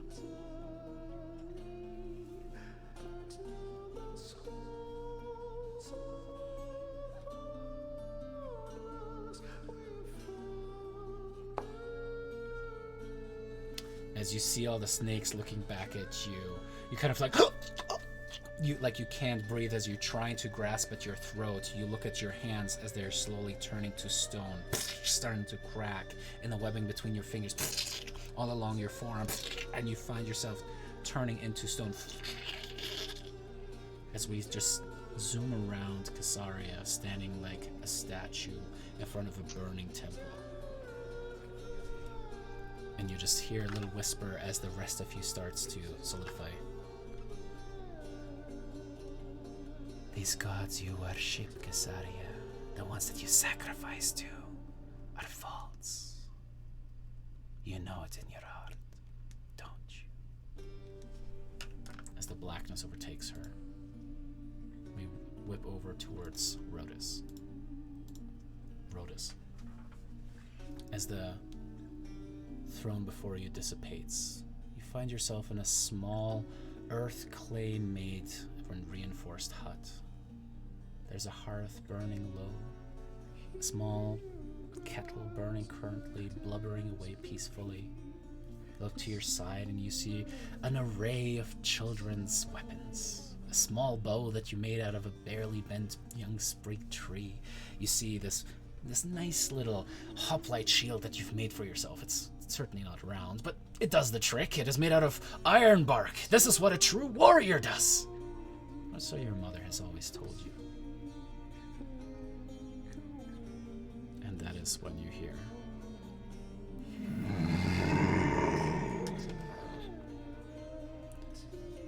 the flapping of wings, thundering, and as you look through the framed window, you see a massive, with scintillating colors of green dragon, its scales shimmering against you. In slow motion, just go around the house as you hear your mother's call. Brutus! Run! As she busts through the door and towards you. The entire house shakes, part of the roof collapses down, and dust settles all over you. You watch as the eye of the dragon gets closer, and she just kind of whips around, meaning your mother, in a protective posture around you. You cannot have him! You can't! As a claw busts through the wall, grabs your mother, and yanks her back. You just try to reach out for her, but it is too fast. You watch again, as you do almost every night, as the dragon carries away your mother. The little boy stepping out. And as you step out, you're actually you again, but older, much older. As you step out, you feel yourself become more frail. You kind of grasp onto nothing, but the nothing is actually a cane. And as you kind of hunched over walk out, you look around and there's just a small flock of goats as they're surrounding this place. And you look around, there's nothing. This is just a small pasture, and you're in nobody. And who am I even? And you look behind you, there's just a small hut that you rebuilt. And upon the wall, mounted, is a great sword with a silvered edge, rusted and broken in half. And in the doorway, leaning up against it, facing you, you see the woman with the long blonde hair and her emerald crown.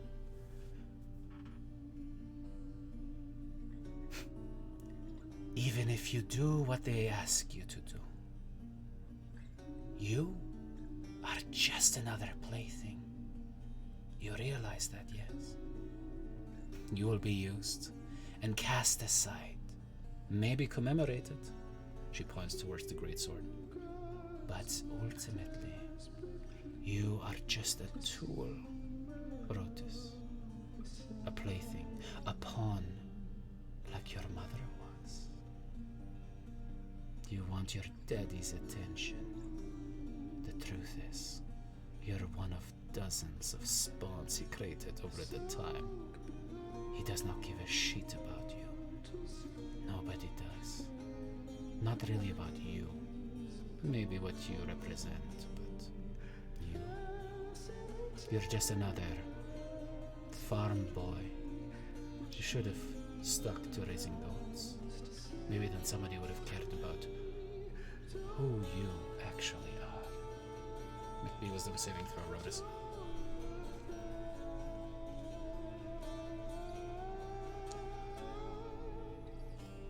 And the frailty overcomes you as you just drop onto your knees, and your bones get more brittle and frail. Your muscles are actually atrophying and starting to slouch off of you. It's just like, no!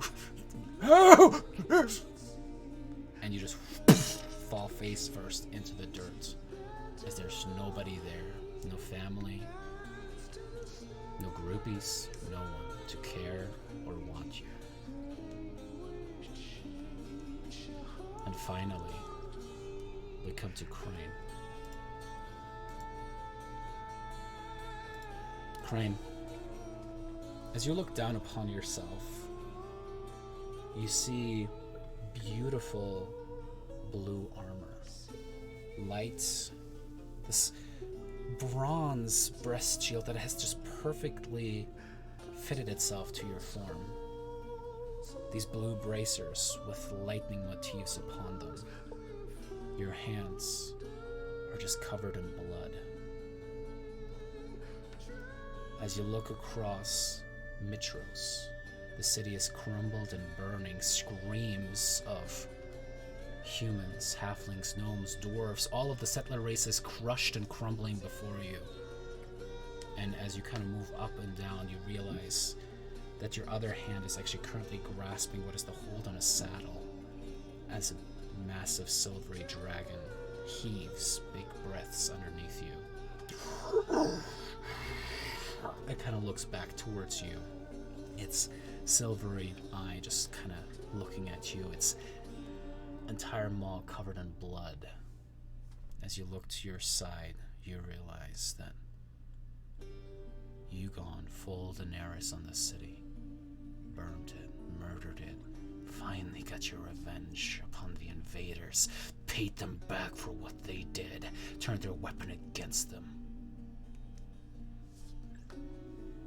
As you hear a little voice go, and would it be so bad? After all, how many nymphs died when the Dragonlords first arrived on the shore? How many of us did they slaughter? How many lies do they tell? You've heard the adage, Crane. The victors tell the story, and because of their dragons, the invaders were the victors for the time being. But if you had a dragon, maybe we could set history straight. Maybe we could send the settlers back to whence they came. Yes, does that not sound nice? Crane, make me a charisma saving throw.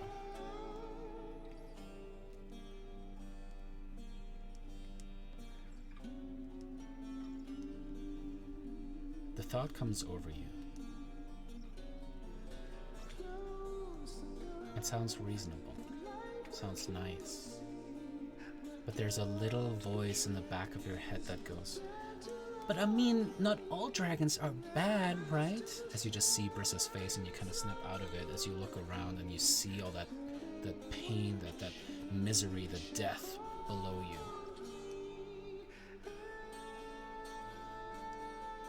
You kind of blink away as a voice kind of whispers in your ear.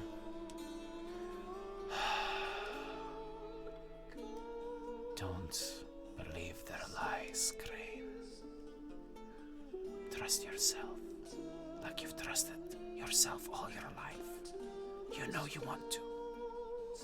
And as you come out of the darkness, you're fine, Crane. However, all of you guys kind of wake at the same moment. As all of you guys kind of look at each other, Kyra is not there. The pseudo dragon kind of jumps upon your chest burst and kind of starts licking your face. You guys lock eyes, and in your hearts, you know, you all just experienced the same thing. As that is where we're going to take a quick 5-minute break. All right, y'all. Thanks for letting me emotionally traumatize you. Yeah. That was rough. Oof. I don't know, mine felt pretty good, which is rough. At least we didn't all fail. Almost. If Crane had failed, it would have been a little bit different. All right, y'all. Yeah, let's take that quick 5-minute break so we can run to the bathroom and be right back. But yeah, if you guys want to keep chatting, feel free. I did have a question. Would that be a magical saving throw? And would I have had advantage then? Because of the pseudo dragon? No. Oh, I tried. Yeah, this one this one was a little bit more. I'll tell you what. I'll keep the cams running if you guys want to chat during the break. But yeah, I gotta run to the bathroom at the very least, so I'll be right back. Oh, sure. That was intense.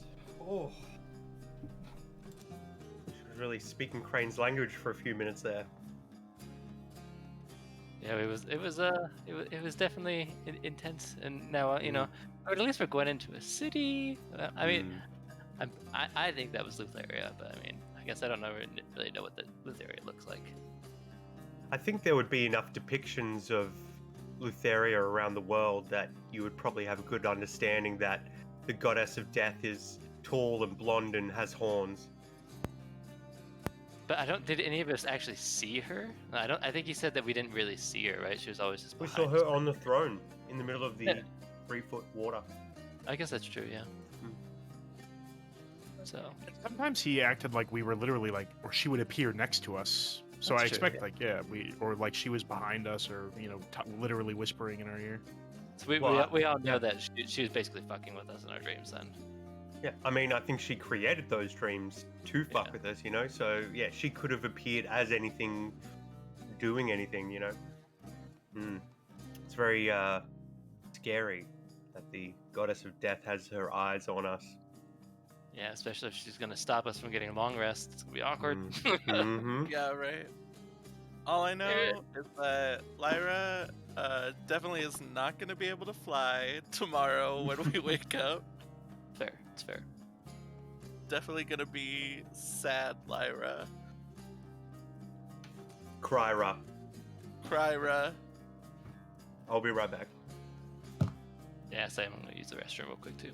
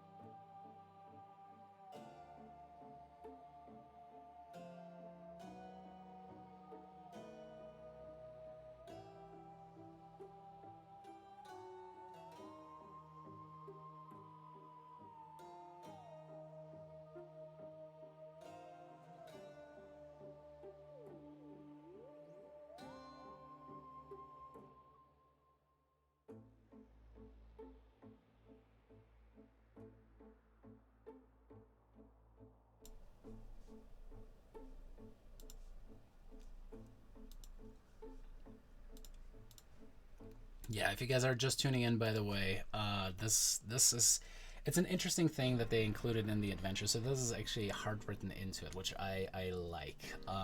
Lutheria, as they are rightfully called out, is the goddess of dreams, death, the underworld in this setting, and it's so much fun. Like from a DM's perspective, I cannot suggest this campaign setting enough. That said, Lutheria in particular is fascinating to me because she's like so quintessentially Greek, you know what I mean?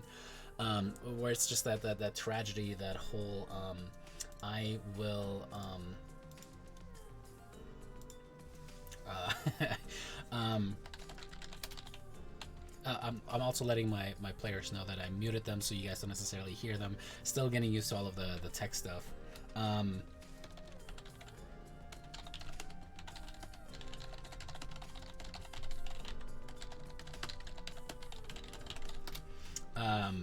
Yeah, but to me that is a super fun thing. It seems like everyone else is back now, so let me make sure that I get them back in there and they can actually they know what's going on there, because right now they're just like, why aren't you hearing me?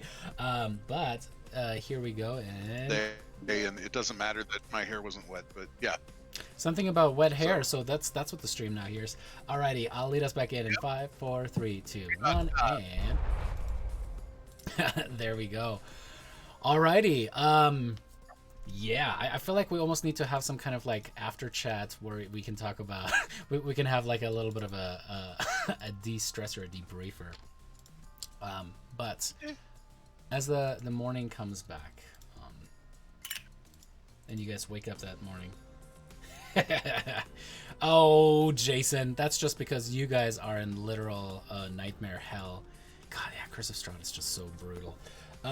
So should we all have exhaustion except for Crane, David, or is correct. it just Brissa that Nobody has got a exhaustion? long rest in, except for, well, actually, Crane, you didn't get a rest in, but you're not exhausted. So it's a little fucky, yeah. We'll say it. So all of you guys get a level of exhaustion, yes, except for Crane. Good for Crane. We've all become emotionally exhausted though, so she still got that. Yeah. Again, around you is no sign of Kyra currently, but you guys did not get assaulted during the night. It was her, wasn't it? You guys all felt it too. You guys all dreamed it too, didn't you? It was Lutheria, wasn't it? That was her.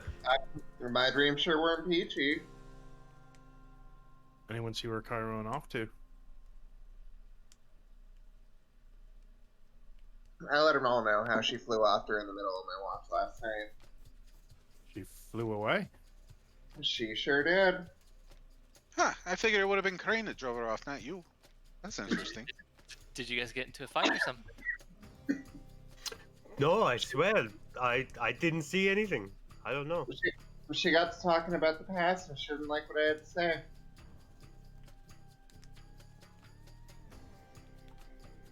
I don't Do say you anything. want to talk about it? You know, I feel like some of you antagonize gods for the fun of it. It's not a good. It's not a healthy hobby. I wasn't trying to antagonize her. I was just questioning her as far as how she let this curse come about when all I did was follow the basic tenets like I was taught to do growing up and whatnot. So she insisted I was still responsible for the deaths of all these people, and like, well, yes, my actions did bring about their deaths. Like, you know, I never had any cause to question her prior to that. You know, she had always sent servants or something, or sent some sort of omen or intervention prior to this, and then I end up cursed. So she wanted to talk about it, and I see where she's coming from to an extent, but she flew off. The gods are imperfect, to be sure. Who could say that? Start packing up my bedroll. I'm gonna point in the direction that she flew off, just to give him a little more context, David. So wherever you didn't say which direction. Should I make a perception check or something, or? No, she flew like eastward towards the pastoral lands, but It was in the middle of the night, so you're not quite sure where she ended up flying off to. Okay, so then she didn't fly towards Astoria. No, it didn't seem like that. Gotcha. You pray to her and see if she comes back. See if she hears you and comes back. Sure. Is there Tell anything her- around to sacrifice and maybe get her attention a little bit easier, or like, are there any squirrels, David, or like what's local flora? Do we have a chicken? Can I What's the find a largest chicken? game you could find? Or the largest game is Rotas. Right. Should I do a perception? I'm going to. If there's a stream around here, we might be able to catch a fish. Oh, shit. There is nothing to sacrifice. Nope. This is an empty trail. Hmm. Let's Okay. just sacrifice Maybe- ourselves. Actually, you know what? Hey now. In a vain attempt to try and get Kyra's attention, and just to give Yanni peace of mind, I step out and I just flip the bird towards the sky in double fashion and see if anything happens. That'll probably work. You flip off the sky. Nothing. I hope that was in the area, because that's how I'm feeling about her right now. Scott. Okay, well then I turn to Yanni and I'm like, I got nothing. All right. Well, she knows how to find us. You know, she's a god. She's a god, yes. So I don't think we have to worry about it. We can make it to the story without her. On the other hand, I think Yanni is right. I think Lutheria is a bigger problem than Kyra. We have the eyes of the goddess of death upon us. It is not fun.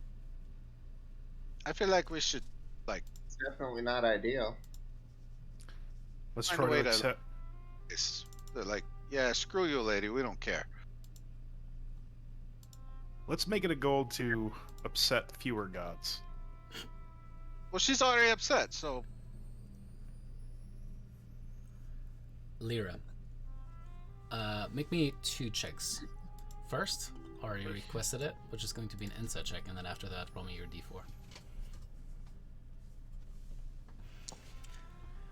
All right, Lyra. how she could be happy last night. As you think about the fact that, and I don't know how much do you guys share about your individual dreams, or you guys just kind of share the fact that you had a common dream? Sorry. I don't. At disadvantage with exhaustion. Oh, you're right. You're right. You're It's right. true. Sorry. That's very true. And then, oops, I should have just hit insight. I don't know what my insight is. Hold on. It's 0, so there you go. 13. Perfect. Yeah, as you are incredibly saddened this day. Yeah, I don't think I've said anything. Okay. Yeah. Well, how much do you guys Since we share with woke one up. another about that stuff? Well, I wouldn't volunteer anything, but if somebody asked me, I'd talk about it. Yeah, kind of same. Like, maybe stumble to the campfire and rub sleep from my eyes and whatnot and be like, man, that was weird, and shrug it off unless somebody else brings it up. You know, I feel like she got in my head. Like, obviously with the dream, but I mean, like, deeper than that. I feel like she was playing on, like, some of my deepest, darkest fears. Like it seemed at first like I had, like, all the power and all the wealth and all that, and it turned out that I was actually trapped and wasn't free at all, and that's kind of what I'm afraid of. Look, she knows us.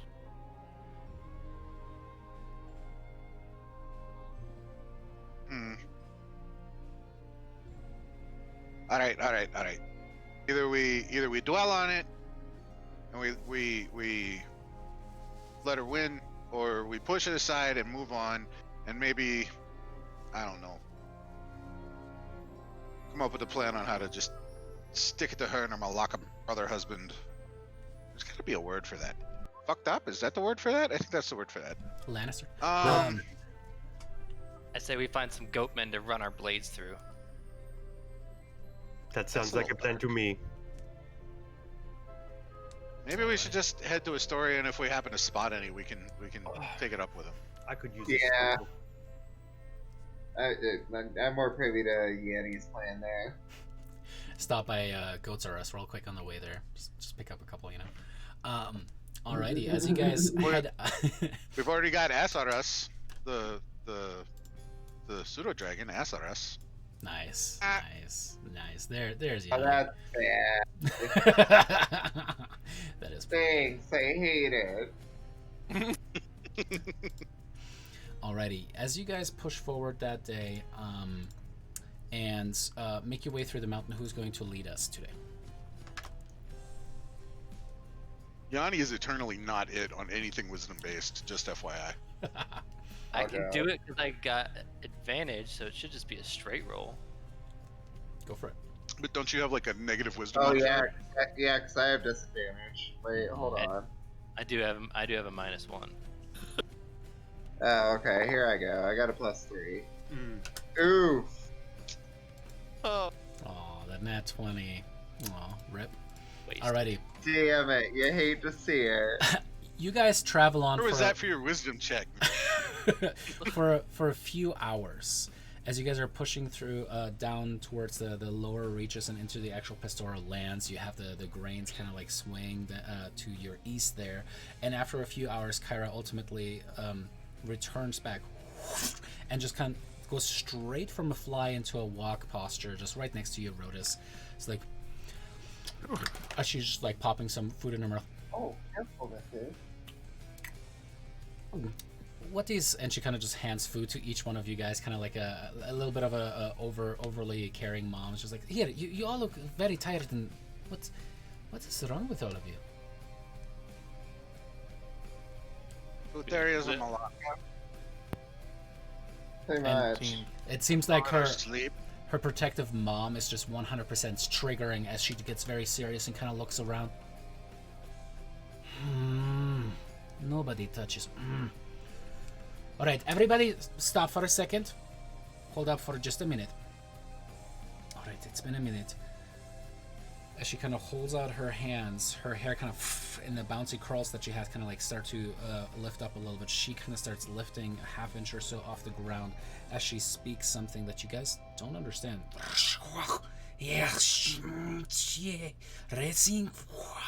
And as you guys feel incredibly powerful magic wash over you. Nothing else seems to go. You kind of just felt like a momentary tingle there for a second, and then it abated as she lands back onto her feet. All right. This is going to be a protective ward on all of you for the time being. Fuck Lutheria. Damn it. That's our new battle cry. Does this mean we can take a proper long rest if we so choose? No, you cannot take 2 long rests in the same day. I'm one of those evil Damn DMs it. that goes by the DMG on that one. She just warded us though. We could pass the fuck out. We're exhausted. But as she just Technically, we didn't. Huh? I said technically we didn't take a long rest. Yeah, right? Technically. rules lawyers, they're so fun. You might have but you're not the only lawyer here. But yeah, so she just lets you guys know that she has cast this ward upon you, and hopefully with the help of that, your next long rest will be uneventful even when she is not around. As you guys push on for the rest of the... Go ahead. thanks for the magic too little too late. Oh, don't be that way. She helped us. She's sleepy and cranky. It's all right. I've raised a few She children needs- in my She needs a. The word Snickers is in my head, and I don't know why. time. She snickers. As she keeps walking on the path there. And it takes you guys longer, certainly, like having to find the right path. You guys ended up just kind of taking many more rests than you guys should have, just being tired in general. As the events of the night before certainly play through your mind. What's up? So that we do take another long rest? I think he meant breaks, like little breaks in our a bunch of short rests where you don't use your hit dice apparently.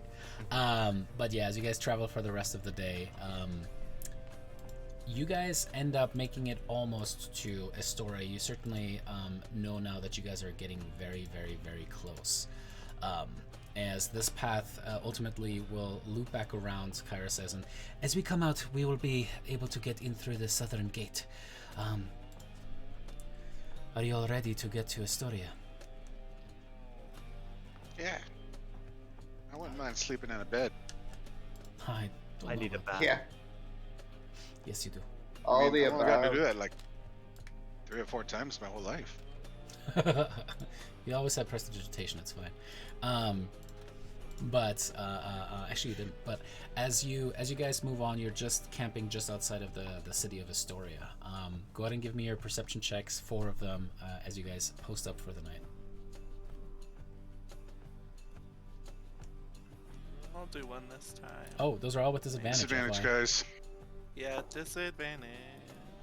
Yeah, that's right. Except for Sorry, I'll Crane. roll another one. Lyra for the win. Oh, the worst one. Oh shit! I thought I did. God damn it. Lotus 6, Yanni 8, Minus Kasaria, 6. 9 minus 6. Oh, mine is Mine 6. I was like is- minus 6. There you go. What? A massive negative on this. Turns out he forgot to open his eyes, so that makes it hard. And indeed, you guys end up actually just sleeping through the night. As you guys kind of like try to stay up, beginning with who's the first one? I love that natural one. Is there anything I can sacrifice? Nope. Oh my gosh. Alrighty. Up first, yeah, Rodus, you end up kind of just nodding off as Kyra just puts a hand on your shoulder and goes, "It's alright, big guy. Go sleep." Go curl up in bed. You guys all wake up in the morning. Everybody gets in a long rest.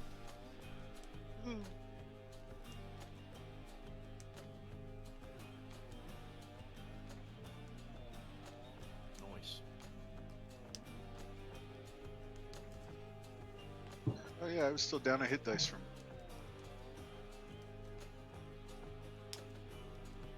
That means no more exhaustion, right? That's how that works. Yep. Huh, that doesn't clear up on its own. You would think. Yeah, that's why I was Yeah. asking. Right. Yeah, that's one of the things Tidy Sheet is nice about. By the way, one of the really cool mods for any DMs watching is Tidy Sheet 5e for Foundry. It's phenomenal, but as with all of the community created mods, they're not perfect. But good that you guys are catching that. Alrighty.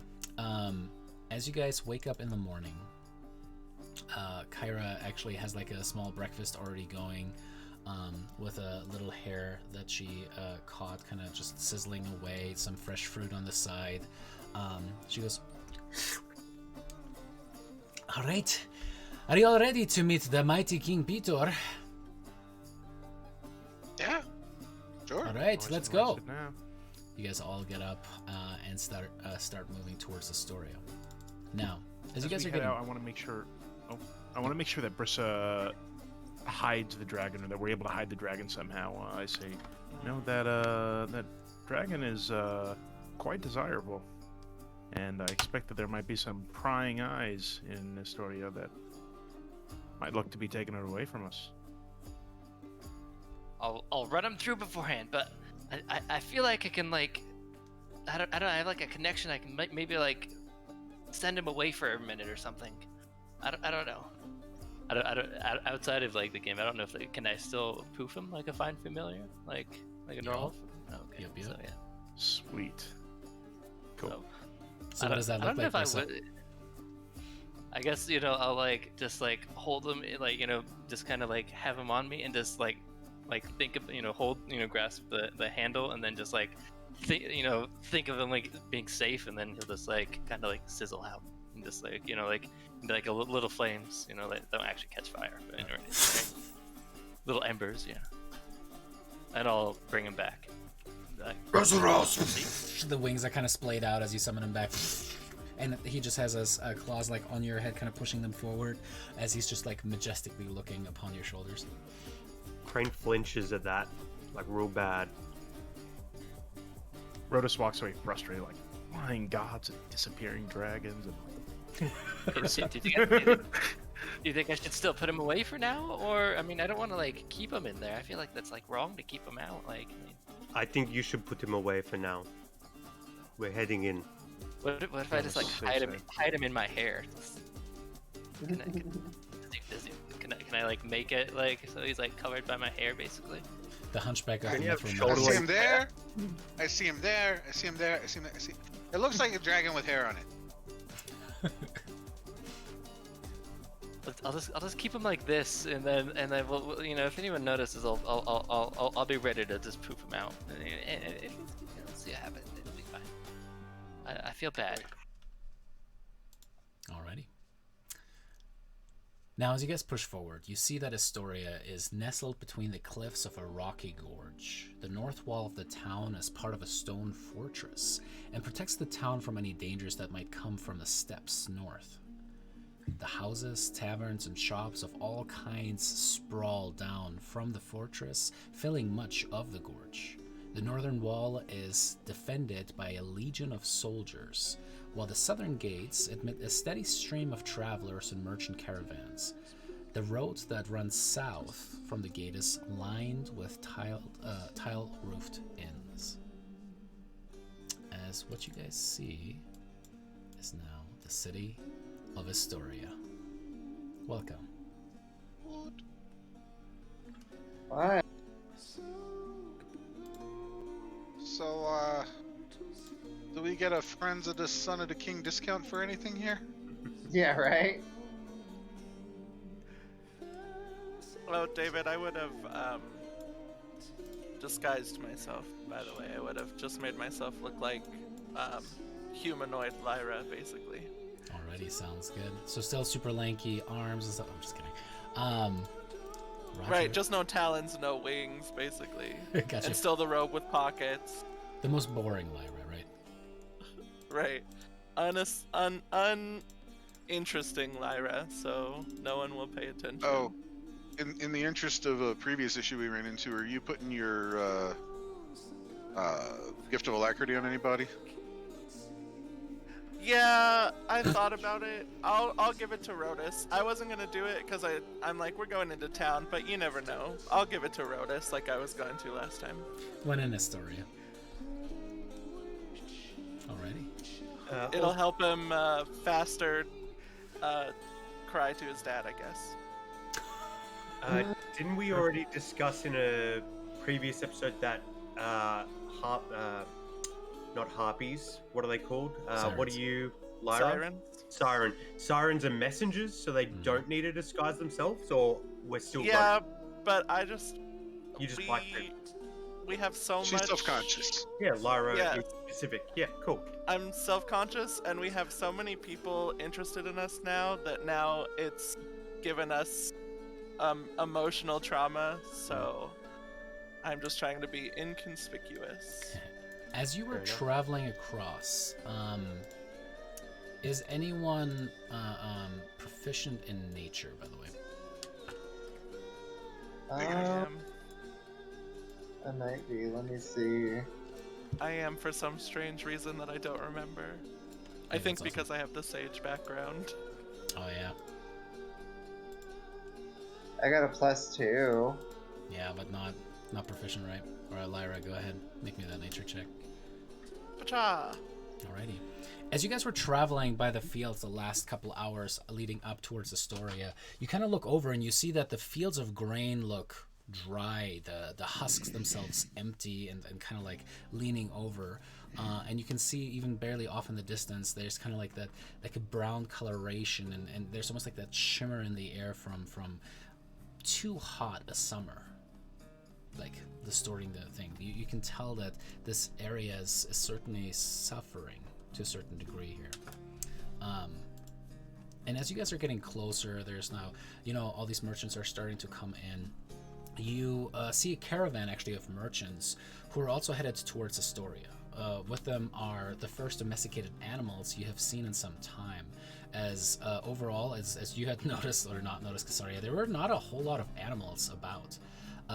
You do see that they are pushing forward a herd of bony oxen that are lumbering along the dusty road here. The merchants all seem tired, and they kind of like wearily put up their arms like, "Ugh, hello." So they're all kind of like lumbering towards the southern gate.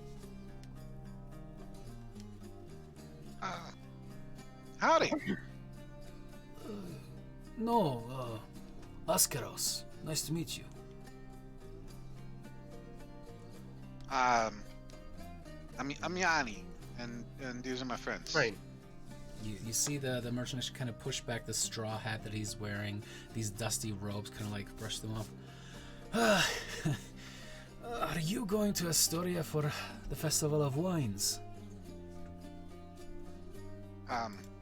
Yeah, of course. Why else would we be? Oh, well. That is good, at least some coin that we're getting. I don't know. I was just hoping that, against hope, maybe somebody was coming from Mithras to talk sense into the king. And you see there's kind of like the concern and worry as he looks up towards the sky and kind of looks towards one of the larger pieces of rock that is blocking. If you guys are looking in, as you guys are actually coming from the south, these rocks right here blocking your view. Is he carrying anything? Or could he be carrying something? What are you looking for? I'm just looking for Crane to go over and, take a pack from him and shoulder it herself and say, "Don't worry, Uncle. We are here to help." Sure enough, as you kind of walk over, we'll say he was carrying kind of like some kind of a pack, even though he has the oxen to kind of carry stuff like on the personal stuff, and he just kind of thinks. She doesn't ask. She just takes it from him and shoulders it herself. Yeah. That is Did she nice say of you. he's her uncle? It was Yeah, like right? a colloquial word for uncle. You know what I mean? Oh. If there's a We don't Greek do that word in- you look up and tell us, that would be good. Thank you, dear. You have That's reason to. You have reason to fear the king. I don't know about fear anymore. Maybe once, but he doesn't really do much smiting anymore these days. And he kind of like sadly pats the rump of the oxen that he's driving forward as you guys are walking up with him. I think I probably will have to consider moving. Mithras sounds a lot nicer these days. Crunching of the sandals underneath. We came from there. It seems like a nice place. Did you see any of the pastures? Crane? Are they expensive? I don't know. It's not my thing. Well, Is he the reason your crops are dying? Peter? No. Sidon? Yes. No, stop it! And he just gets very, very intensive for a second. Do not, by all that is holy, whatever god that you pray to, whatever you do not incense Sidon further. We have given everything, Okay. almost everything. Do not bring the wrath of the gods on us, especially not Sidon. Okay, sorry. please. Yeah, sorry. Yanni, you showed some respect. I'm sorry. I didn't mean to yell at you. It has been weeks Oh, you're without the good, rain man. now. Sidon has been, I don't know, keeping the rain from this region for a while now. Meanwhile, Cyclops are crossing the river and pillaging our farms. And the centaurs are gathering on the northern wall. Who knows what they are going to be up to. Meanwhile, Peter is allowing these members of Sidon's order, or whatever they're called, to be at court with him, as Sidon just pisses all over our farms. Or I guess... Well, shouldn't that offset the lack of rain? Oh, sorry. I take things literally sometimes. It's too much acid in the piece. Alkaline pee, it'll kill everything. That is a smart observation. I don't know what alkaline is, but I believe you. I'm sure Peter has his reasons. He's He is a useless drunk, if you ask me. Maybe we should dethrone him and put Sidon in charge. These are my last oxen. They're going to be sacrificed when... Meanwhile, we're already going to sacrifice the princess anyway. I don't really know what we also need to sacrifice my oxen. Oh. The princess is being sacrificed? Yes. One more time? Come again? Yeah, can we look at Rodus and see how he reacts? Is this at the Festival of Wines? I'm trying not to give too much away that I don't want this guy. This guy doesn't appear to like Peter, and he really appears to like Sidon. Well, you look like your mom. As he just goes, Well, yes. They demanded that more sacrifice be given, and, well, Princess Anora was the latest demand by the Order of Sidon. Peter wanted to strike them down, but their foreman, captain, whatever you call him, I don't know his name, warned him that a strike against him would be a strike against Sidon and violate the oath, so he did nothing. Like Peter has been doing for a long time. Nothing. So they took his daughter away. What man allows his child to be taken from him? Pathetic. But yes. Indeed. She is going to be sacrificed on the night of the next full moon. At least, that is what they say. Which is... let me see, as he kind of like whips out this kind of like, oh, moon phases, and what kind of like Mercury retrograde you're looking at, and she's like, Just pull out my pocket sundial. exactly. I forgot what it's called. My There's actually birthday's coming up, and I'm a Virgo, so... yeah, there's these big tomes. My mom actually hella into horoscopes and astrology and all that stuff back in Germany. A lot of Germans really like that stuff. But anyway, they're like these big tomes. I forget what they're called. And you They can like literally look Hasselhoff up- too, so. They look well. That's just offensive. We have great taste. And you can look up any phase, any position of any planet in relation to each other and the Earth. It's cool. But anyway, he kind of like thinks 3 days, if my memory serves me right. There's that number again.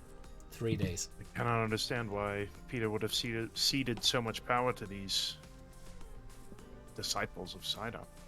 Doesn't He make already sense. said because he's a drunk ass. alcoholic. That's basically what he just said. Exactly. That is exactly what is happening. He brought Sidon's wrath upon us, made us hunger, now we're sacrificing all of our animals to Sidon anyway, when we should have just worshipped him in the first place. And Peter, meanwhile, is doing nothing. Huh, pathetic. We'll just have to see for ourselves. Well, thank you for the help. It was nice to talk with outsiders about this, but my advice to you is go as soon as you can. The Festival of Wines will be nice, maybe the last nice thing we will enjoy here, whatever it may be. Get out. The story is lost, in my opinion. You said this is a line, like a... Oh, sorry, go ahead. If there's further roleplay, I just have like a question about the setting. I was going to say, have we moved into the city yet? Have we? Yeah. You guys are coming up on it. If there's anything else that you guys want to do, otherwise, you guys are starting to pass through the gate. You said we're in like a lot, like a caravan of merchants, sort of. Like there's multiple. Is there any like nicer carriages or anything that would stand out to us? Like, fine. Anything that stands out in terms of like Make me a someone who perception seems to be check. doing particularly well. In fact, all of these All guys right. look like poor sods. And the thing that makes you stop looking is you see this hunched over man that was probably a bull of a guy when he was young, but hunched over, kind of like using a walking stick. He doesn't look like you, but it's too close to your nightmare that you just go.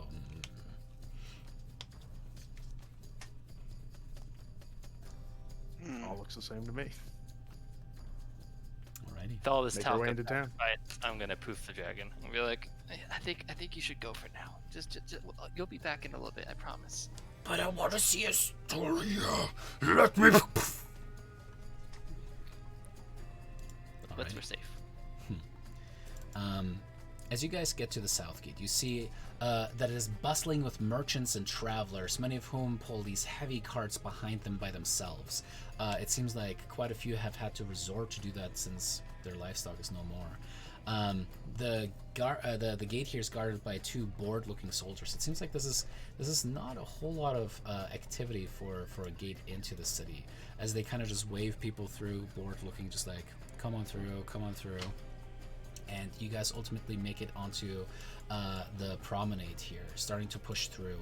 And what you see there is like these 3 distinct groups of buildings that are walled off from the rest of the city. Simple stone houses in the first complex line the central courtyard in neat rows. The structures of the second group are covered with ornate statuettes and carvings. And finally, the third group is a rustic collection of humble brick homes. As you, Rodus, would know and could definitely explain to all of them. These are the residential district, or this is the residential district of the city. The citizens of Astoria are divided into these 3 neighborhoods, which are soldiers in the first one, the more kind of like simple stone houses, craftsmen in the second, so these are the ones with the statuettes and a little bit more nice looking, and finally the homes, the final ones that are a little bit more spacious but certainly simpler looking in their brick design are the farmers' homes. We're entering through this gate down here. Huh? Yeah, you went, through yes, that, but- you went through that southeastern gate. Southern Let gate. me drop down a thingamajig so you guys actually know where you're at. We're like right here, right? Yeah. Oh. Ish.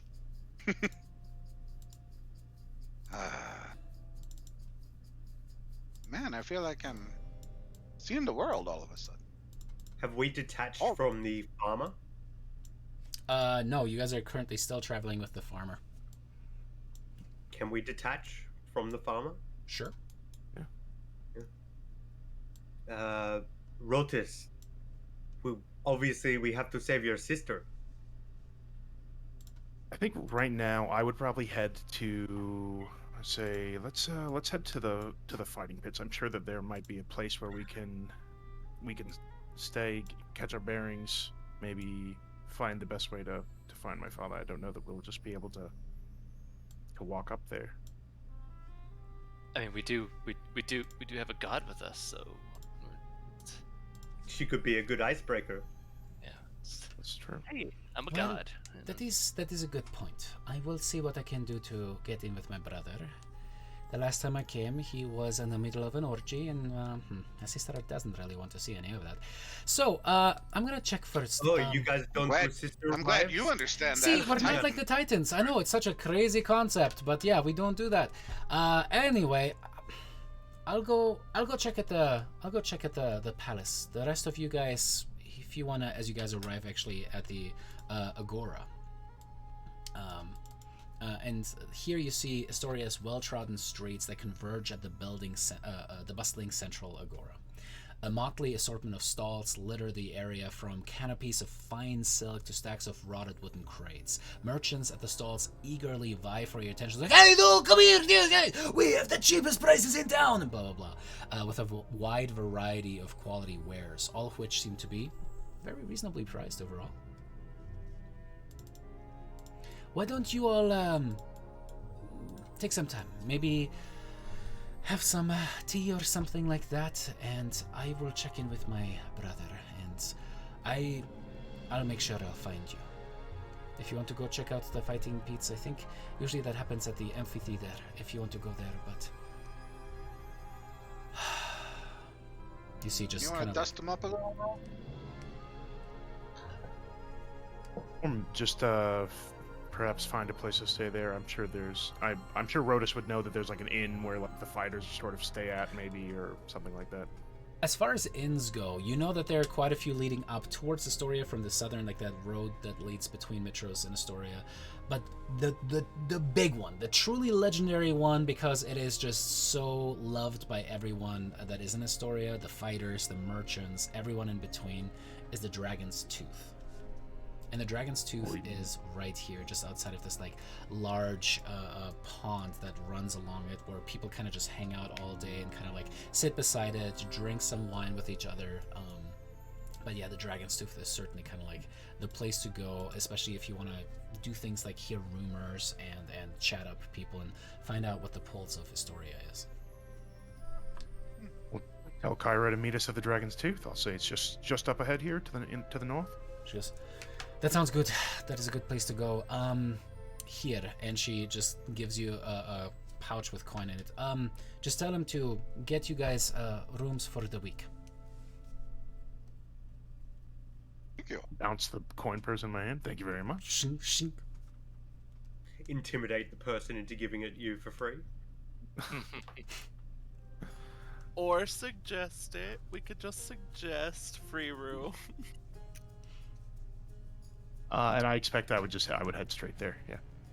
Alrighty. You guys bypass the bustle of the central market as you guys head further north.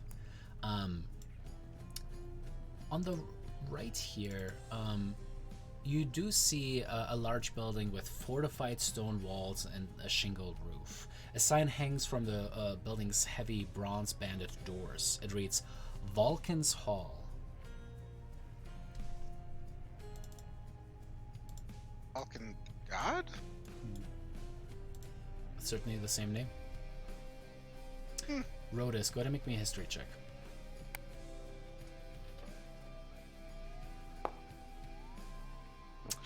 You have heard rumors that the grumpy dwarf that works the forge inside of Vulcan's Hall, which indeed is actually a forge, is rumored to actually be the god. But whenever asked, he just grumbles, says something along the lines of like, you looking for work or what? And turns people aside. I mean, that's what gods usually do, right? They pretend to be people that look like them and are named after them. Except they're just a bard. And that's like sort of lore about the town that I would know. Mm-hmm. The folk story. All right. As we pass by, I'll share that with Yanni. Be like, this is where this word around town is that there's the forge is actually run by this god, the god himself. Really? So Historia gets two of them? I guess Mitros kinda sorta has two of them. I mean, it's got the name of one and another one ruling it. So. Peter needs the finest weapons for his men. Makes sense. Makes sense. So, have you talked to him before? I haven't. He scares me. He seems a bit off. So, well, I mean, yeah. You know, I'm pretty messed up after like less than 2 decades on this planet. I can't imagine what hundreds of years would do to me. We'll keep making our way to the inn. Alrighty.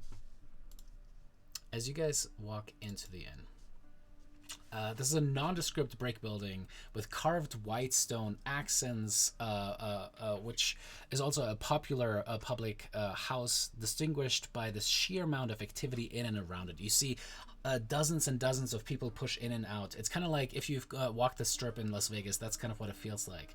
And you can definitely tell that the patrons are drifting in various states of sobriety as they're coming in. The scent of food and sounds of raucous conversation emanate from open doors and windows. As you guys walk in, you see this two-tiered building. Inside of it is the floors themselves seem to actually be made out of that same white stone. And then there are pillars all around, and you see that there's just signs of merriment. You actually see frescoes of all the different gods in here as well, but most predominantly you see depictions of Kyra, and every once in a while it's almost like a little shrine of Lutherius. And as you see people kind of walking around, kind of like having these bronze cups as they're drinking it and pouring a little bit into what are just essentially just like these little shrines to Lutheria, like little basins, as they pour a little bit as they walk by and then spit in it and then keep walking by. As you watch, there's kind of like almost like a central area, like a imagine kind of like a greeting area in these like super modern new skyscrapers and stuff like that. It's a circular white stone bar, and in the center of it you see this wiry old white-haired man, this elf who's just kind of like smiling and talking to different people at the same time. The fact that it's kind of like the white hair on the elf suggests that this man must be relatively old. You have talked with him before, Rhodas, and you know his name to be Delphion. I will walk up to the bar and say, call out, "Oi, Delphion! Come down here." Ah. Well, I'll lean in so he can get a good look. by Peter's grace. I haven't seen you in a while. Did you come for the festival? He's here Yeah, by we'll be- Peter something. I don't know if it was Grace. We'll be at about a week if we wouldn't mind getting rooms. I guess I'll get if Kyra has given us enough for 6 rooms, I'll get 6, or 3 rooms, I'll get 3. However Yeah, much you the sat week. down, and you guys could each get a room for a week for what she gave you guys. Oh, absolutely. We'll give you the treatment. Any meal you seek. You must have been doing well in the Pizza and Mitros. I heard that they postponed Of course, the I'll great be games. paying properly. I'll be paying proper this time. Up front. Oh, I mean, there was that small problem with payment. I knew you were good for it. Don't worry. But tell me. I'm trying to get the feel. Did you come from Mitros? Yes. Yes, of course. Good. On our way here for the festival. I heard that they postponed the great games because of something with Sidon. Is that true? Yeah, he seems to be causing trouble all over the place. Malaka, this is bad. This is very bad. I'm We've worried heard about- rumors that some of his followers are in Peter's court. Do you know anything about that? Yeah. One of my friends from Mitros, actually. Hey, Crane. Pleasure. Very well met, Delphion. No, it is true. The Order of Sidon has been walking around and stirring up trouble here and there. Our Centurions have been trying to put that out as much as they can, but, well, with Anora now in their clutches, I suppose it is precarious. They have a bargaining stick, so to speak. Any idea where they're keeping her, Delphion? He just called the princess a stick. I mean, she's a little too skinny for me. I like them dwarven. Uh-huh. And the bushy eyebrows just go up and down. Okay. Yeah, when they have a little bit I don't- of hair that you can actually grab onto. And you guys all kind of go, as he is giving a little bit too much information about himself. Any idea where they're keeping her? Well, rumor has it that they nabbed her when she was on her way to one of her friend's estates out east. With that, my best guess is that they might have somehow find a way through the gates, out of the west gates, and ultimately to the northern steppes. I hear that there is a war camp of centaurs posted out there. They seem to be massing. Now I'm worried that when the Oath of Peace is truly over, whenever that is, they're going to attack Astoria. We're trying to drink ourselves into oblivion about that fact, but it is hard to, ignore. So they took the princess out to the northern steppes? I don't know. And Maybe. Peter allowed this? Peter Rotus, didn't know. what are we going to do? Seems we'll have to see if Cairo is able to get us an audience or not. Oh, you're trying to speak to Peter. You're going to do something about this? Ah, If luck goes our way. interesting. He kind of scratches his head a little bit. Wait a second. Some of the people that came from Mitros told me about an incident there. And now that I think about this... With like Kasari, kind of like with a cowl, not recognizable. He kind of tries to look at you, doesn't get a good look. Oh, you look different, but overall, this matches. Wait, are you that group of people that fought back Sidon's boar? Maybe? I'm gonna look at everybody That's us. else like, what? Why you mean deny Team it? Snake? Yeah, we'll pose. All right, as Team Rocket does its little thing. Yeah. This is fantastic! And you guys are officially the group, though, right? What was the name? Well, so far everybody calls us the chosen ones, but we need a name, guys. If we're gonna go out and face these titans and whatnot, we need a name. Yes, branding is important. Oh, no, that is if you're a farmer for oxen, yes. I don't want a big old scar on my butt, but I mean, it's a good story. a recognizable name, that's useful. Even though there was a farmer boy, he always invited other children to watch him do the dumbest stuff. They always called him a jackass. It's fun to watch him, though. I know a couple people like that. They brand themselves with the signatures of gods or other powerful people to try and gain respect, but it never works. Children these days, the way you have fun. Very well, if you find out more, if you speak to Peter, please tell me. These are the stories that I like to hear and share. Of course, Delphion. I wouldn't leave you out of my fun. I almost feel bad. Being this old, I had my own fun, but I fear dark times are coming, and I'm too old to deal with them. Good we have you. And he kind of just pats you on the shoulder. People like you. You know what? That gives me an idea. If dark times are coming, and we're trying to stop that, we're light bringers. We're the light of Thylea. What do you think, guys? Light of Thylea. It's not bad. There's a ring to it. Doesn't ties to any dragons or any gods. I like it.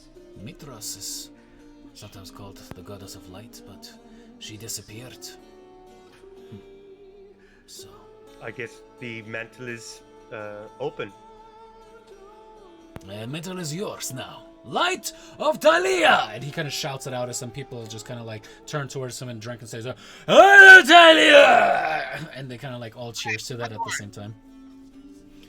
Spread the word. That's us. I certainly will, Master. You all enjoy yourselves. Would you like anything brought to your rooms? He said a full spread, right? Mm-hmm. We're getting full treatment. Do you have a bathroom? Wash basins. And then they have like a common, like actual bathhouse that you guys can go into. Yeah. Well, I did presume they had a bathhouse, but yeah, cool. I'll take that. I'll take a bath. Maybe you could bring some, little niblets in. Sure. A whole charcuterie board is brought to you. Yeah. Well, I They're imagine very it's bougie in Mitra. Yeah, a lot of olive oil and bread and other hummus dips and stuff like that. Yeah. Oh, hummus. Hummus. Hummus.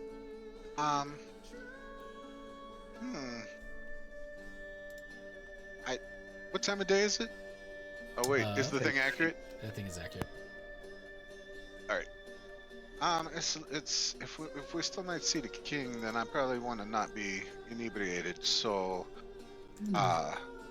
maybe just a little bit of wine, not a whole lot, and just a little something light to eat would be great. Presumably, coming up to the Festival of Wines, people would be getting their best stocks out. So, probably a good time.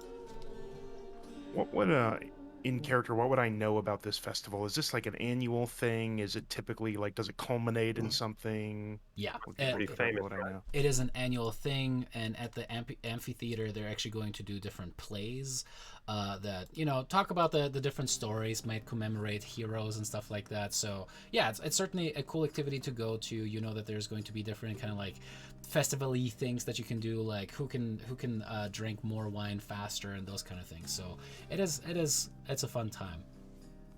normally. It seems like potentially at the end of this, they're going to be sacrificing my sister. Yep. It's a great time until that's the climax here. Let's have some fun. fun until the sacrifice.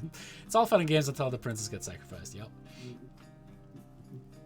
All right. I mean, that's what you get for being a virgin, typically. Rhodas will wait impatiently for Kyra to return. All right. Is there anything else that you guys want to do? Maybe bathe with Crane or something like that while you guys are waiting for Kyra's return. Yeah, I'm gonna take a bath. Brissa wants to go buy a big, like, floofy cloak, like one of those ones that, like, you know, you see that has, like, the big floof around it, you know, like a hood, so that, you know, like, that one that I could totally hide the dragon in. Sure. Rhodas will go with Brissa and show her around, try to find the best shop. Sure thing. Why don't you guys both make me an investigation charisma check? And don't forget, Yeah, if you go to the right of that, where it says like the mod, if you click on that, you'll be able to manually change what it is. Go ahead, Kasari. I was just gonna say I want to pay attention to how many shops there are too, and like what kind of shops. Dozens and dozens. Pretty much anything that you could be looking for, anything that you might need. However, make me an investigation check. Meanwhile, Rhodas and Brissa, you guys look around, and you know the merchants have brought the nicest that they have. Food seems to be the scarcest item. So, especially the charcuterie boards that you guys are eating back at the bathhouse, probably are incredibly expensive right now. But brought to you by Kyra. As Casaria, you don't necessarily seem to notice too much out of the ordinary. Just that there's not a lot of outstanding things. Like you don't see like here be magic items or you know artifacts are us or anything like that. It seems to be all pretty basic materials and items and the like. The most interesting store that stands out to you certainly is Vulcan's Hall. Now, Rhodas and Brissa, you guys come upon what looks like kind of like a hunting stall.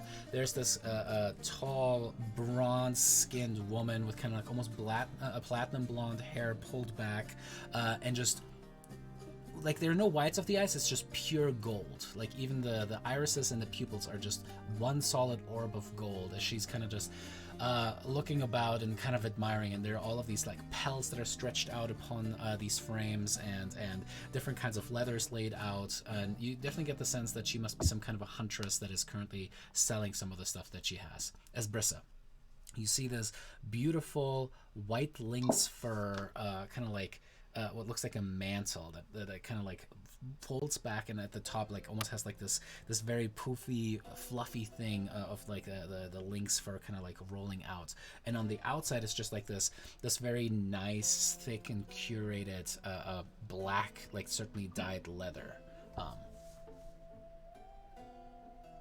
Because I'll run up to him and be like, "This is perfect," and then I'll look at the woman and be like, "How much for this?" Oh, well, I caught this in the Mithril Mountains, actually. Brought it all the way here, curated it myself. The stench. I love it. For this piece right here, 2 gold. It's yours. Oh, okay, perfect. Yeah, I'll grab into my backpack and give her 2 gold. Alrighty, going to mark off 2 gold as you get that lynx mantle. This woman is almost as tall as you are, Rhodas. She definitely is an amazing specimen, and very obvious to you, she also has celestial blood in her veins.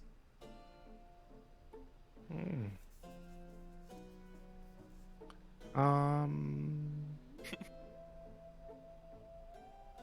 think I'm gonna leave it for now. But I might come back. Leave that one be. All right. Yes. As you guys are But as we walk back, Cheater. or sorry, if we're going to walk back, I want to take a look in Vulcan's Hall, see if there's windows or anything, see what I can see.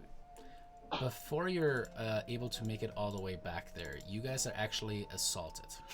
in not quite as aggressive, but as this starved-looking man comes rushing up towards you guys. He looks like this kind of like very, very meager-looking human. He's just like, please, and kind of rushes up towards you, Brissa, having seen that you had taken out some coin. It's just like, throws this interesting looking necklace in your face. It is made what looks like out of these bronze links that all of them seem to be missing some kind of something that was supposed to be there at one point. But you see one more, what looks like a red pearl, like a perfectly round gem that seems to be scintillating with an inner light and magic. As he just goes, please, I need to, I need to eat, please. I have this most amazing item here. This is what you call a necklace of fireballs. Please. It still has the power of an amazing spell of magic. Please, you need to get this. Coming at you, Brissa and Rodus, you kind of look at it. Both of you guys go ahead and make me an insight check.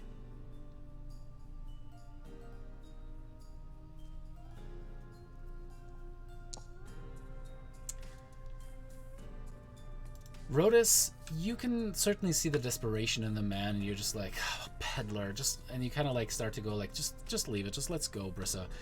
But you in particular, Miss Othi, realize that there's more at play here. He seems to be desperately genuine, desperately truthful, except that there's a little bit too much desperation there. It almost seems like he is trying to get rid of this item, almost as if there's a lingering curse upon it. As the Azamar that you guys just bought the mantle from steps forward and goes, Klaus, I told you to get. You're not going to drive off my customers with your stupid curse that you've got on yourself. Come on, leave them be. But please, I need to eat. Please. Yes, I look, I went to the necropolis at Telamok. I was able to get by Damon, but please. I need to eat. Please, you need to buy this from me. Please. How do you guys react? I won't take the necklace from him, but I'll take out some of my rations. I'll take out one of my rations and I'll break a piece off and share it with him, or offer it to him, see what he does. The Azamar just laughs as she crosses her massive arms. Oh no, he is cursed. Properly so. He stole from the necropolis and now he can't eat. Here, go ahead, Klaus, eat it. And he kind of like looks down. It's true what she says. Every time I try to eat it, it just comes up. Please, you have to buy these. Please, I beg you. One gold. Stealing from the necropolis is like grave robbing. Yeah, there's like a tomb. Specifically grave robbing. Yeah. Okay. Yeah. I will unoffer my ration in disgust when she says like, "Oh, he's stolen from the necropolis." Brissa feels bad, but she also doesn't want to be cursed because she already got rid of one curse. So she's just gonna like look away like super awkwardly.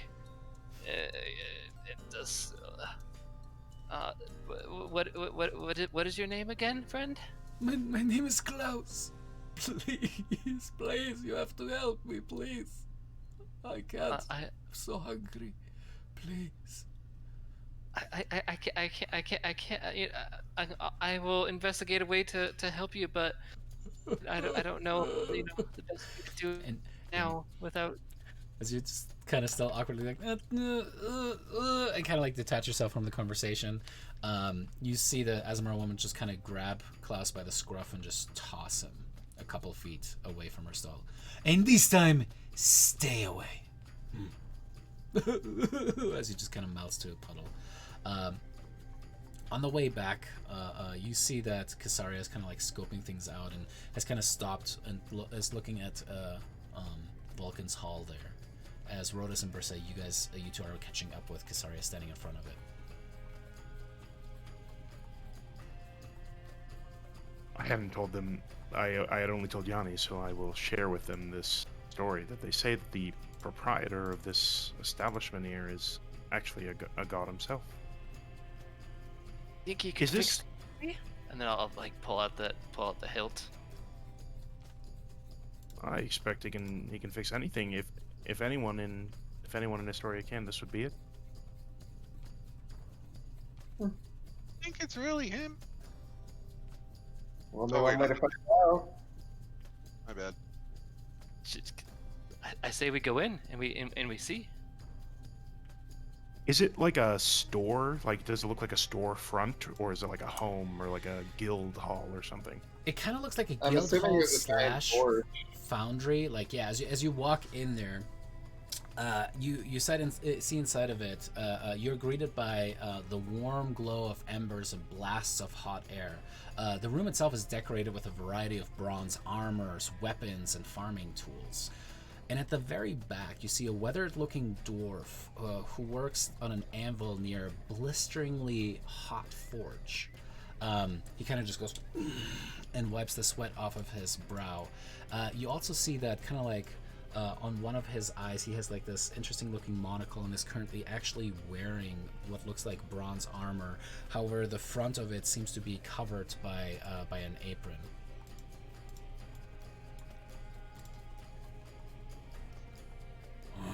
As he kind of like takes the monocle off, cleans it, and puts it into a pocket on the apron, kind of stretches his back, and you guys all the way from the back, with even some of the bellows seemingly moving by themselves, you can see a pop, pop, pop, pop, and he kind of turns over.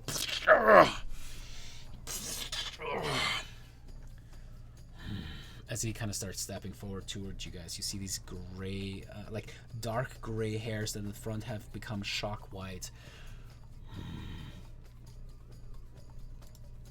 What can I do for you? Rotus will push Brissa. We'll push Brissa what? Oh, like he'll like step aside. Oh, Right. He's the one. I thought you were gonna talk, but okay. Me too. I'll take out the hilt and be like, I have this, that I found, and I was wondering if maybe I could get it repaired here. And I'll set the hilt down, but still kind of like protective of it. You see him actually kind of like rock back. His eyebrow goes up.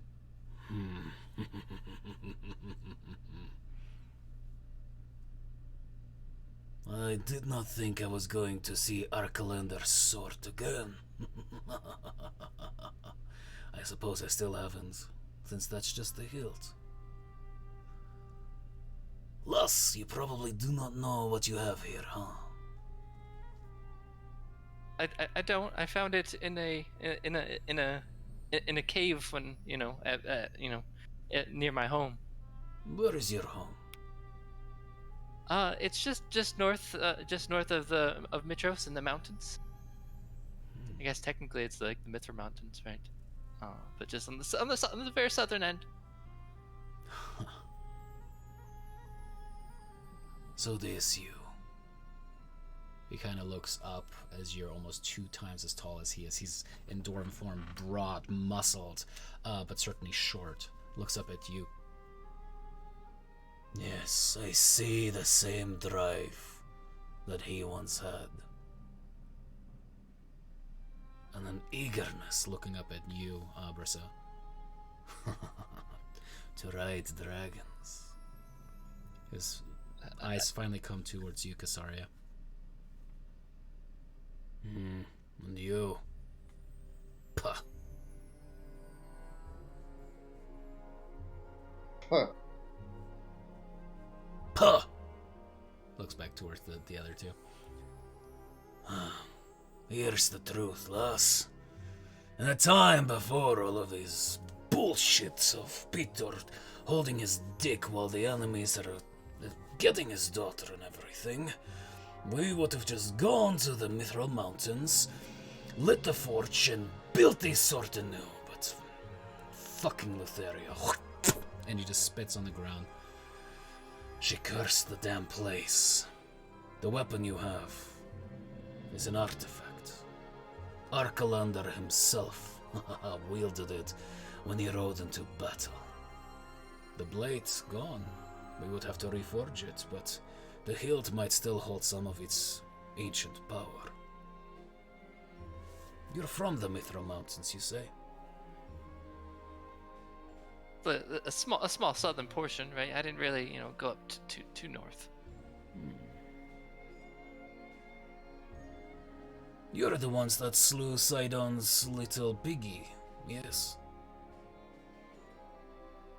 Yeah, that was us. It was pretty epic and fun. And I don't like to play games. You know who I am, yes? we you know, I'll point. He just told us like, you know, like 2 minutes ago. Yes. And I'll point at the sign on the door.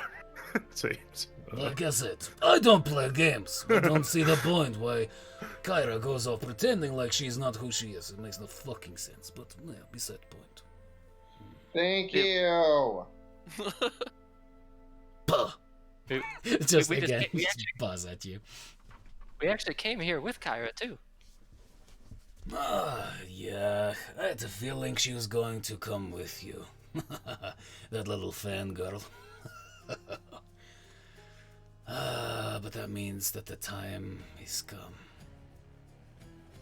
So you're the ones that Versi saw in her dreams? Allegedly. You mentioned Just the growls lost. at you, Casaria. You mentioned the lost Mithril Forge. Yes. Varsi also told us that we are to relight the fires there. One of many things that she told us we are destined to do. What else did she tell you? She said that we had claimed the mighty weapons wielded by the first Dragonlords, and yeah, that they was probably inside Tillamook, and drink from a bottomless dragon horn, the horn of Elmitria. You will have to speak to Aesop know about of it? that. Of course. The The horn was kept here at the shrine of the Dragon Temple, but you have come just a few days too late. There is a break-in. Why? How convenient. A few days. A horn was stolen. From the Dragon Shrine. Yes. Speak with Aesop. Maybe you'll be able to find out what happened. I'm afraid we must save my sister first. Ah, yes, that bit. You know what? You need to go talk to your father. Wake him out of this stupor that he's in. I know that we can't do anything actively, but he's not leading Astoria the way he should be. Well, you may have better luck than my aunt. No. No. I've been trying to talk sense into my boy for a long time. No. As he says, my boy. Bro, you certainly realize. Wait, does that mean you're my grandpa? All messed up here. I guess you got your height from the other side. Hey, I heard that, Yanni. He just says into middle of nothing. She goes, you need to wield Peter's hammer. So Kyra is also his daughter? Mm-hmm. Okay, Kyra and Peter. Okay. As far as the legend goes, Mitros and Volkan were not brother and sister, but together. And their 3 children are Pitor, Kyra, and Valos.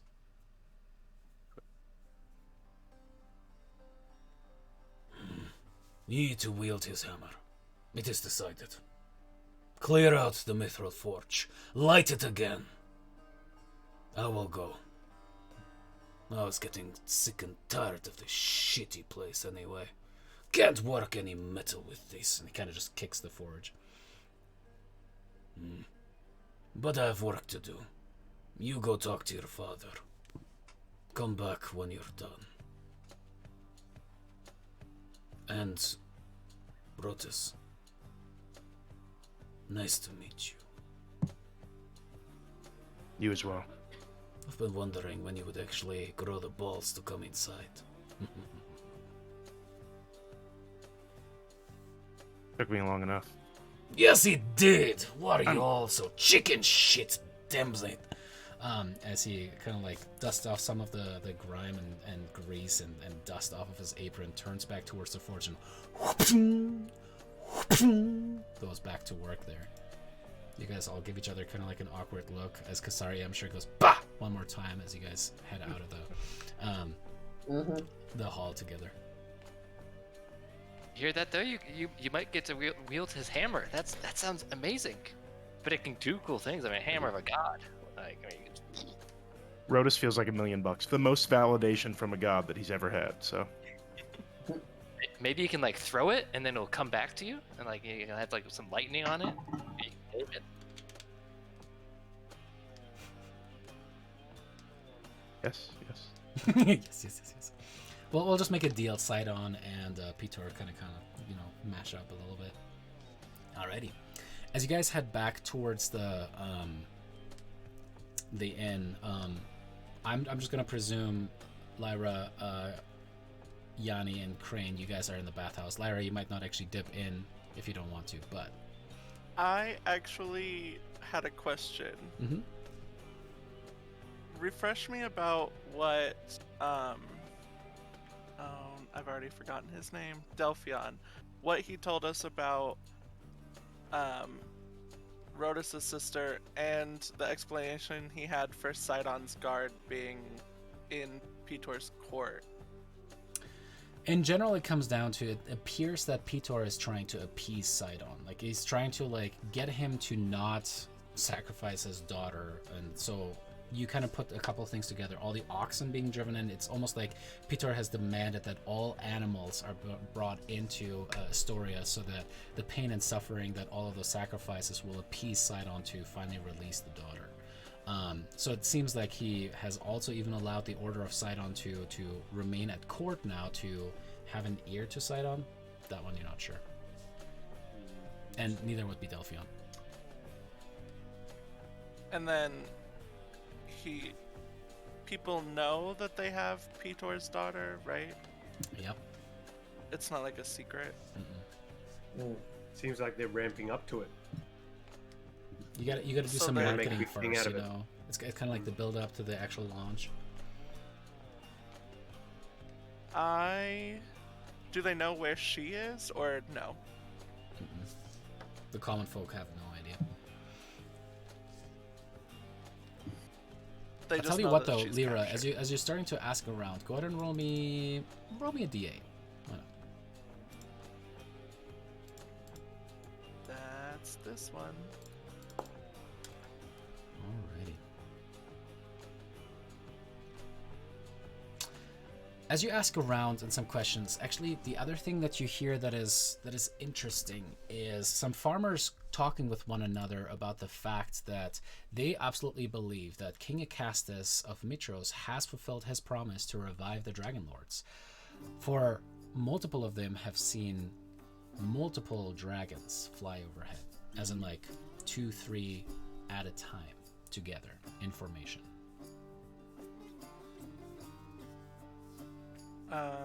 I'll walk up to them and say,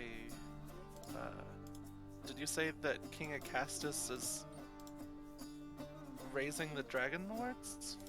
Yes, everybody knows that King Augustus said he was going to bring Dragonlords back so that we can fight against the damn centaurs building on our walls.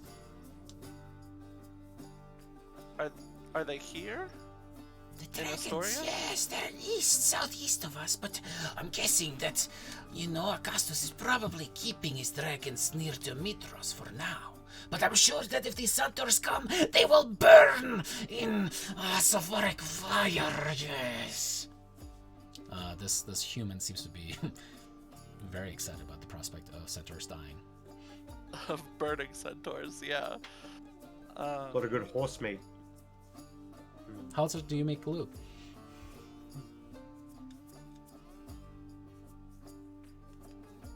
Is there a reason that the centaurs are going to attack Astoria?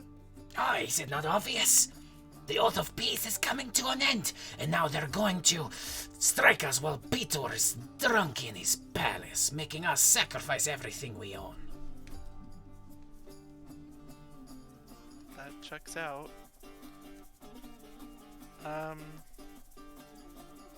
Well, I hope you fare well, and I'll just awkwardly walk away. Bah!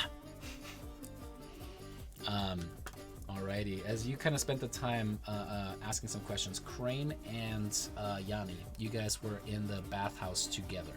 What, if anything, did you guys discuss while it was just the two of you? Well, Crane, even though she made a show of, asking for the food, probably just kind of nibbled at it, but doesn't really have an appetite since that dream. I think she's been putting on airs since then, and internally has been, quite fucked up by it.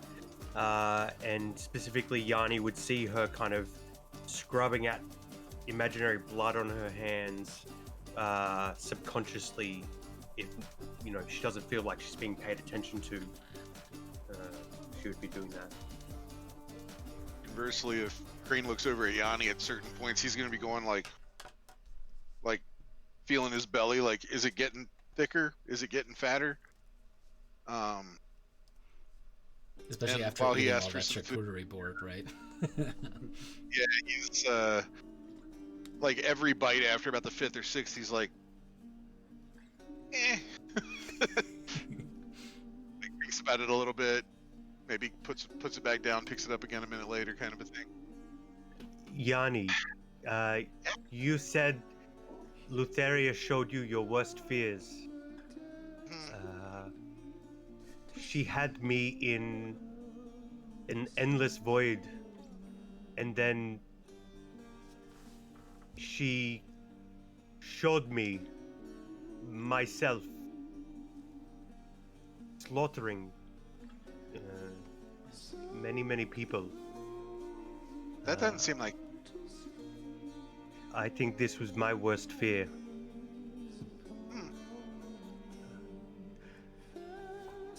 I'd have thought your worst fear would have been like having to serve the gods or something. I was dressed as one of Sidon's followers, I think.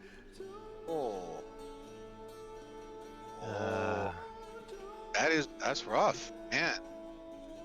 I'm sorry she put you through that. You don't deserve that. You don't deserve to be targeted by her shit-covered rocks either.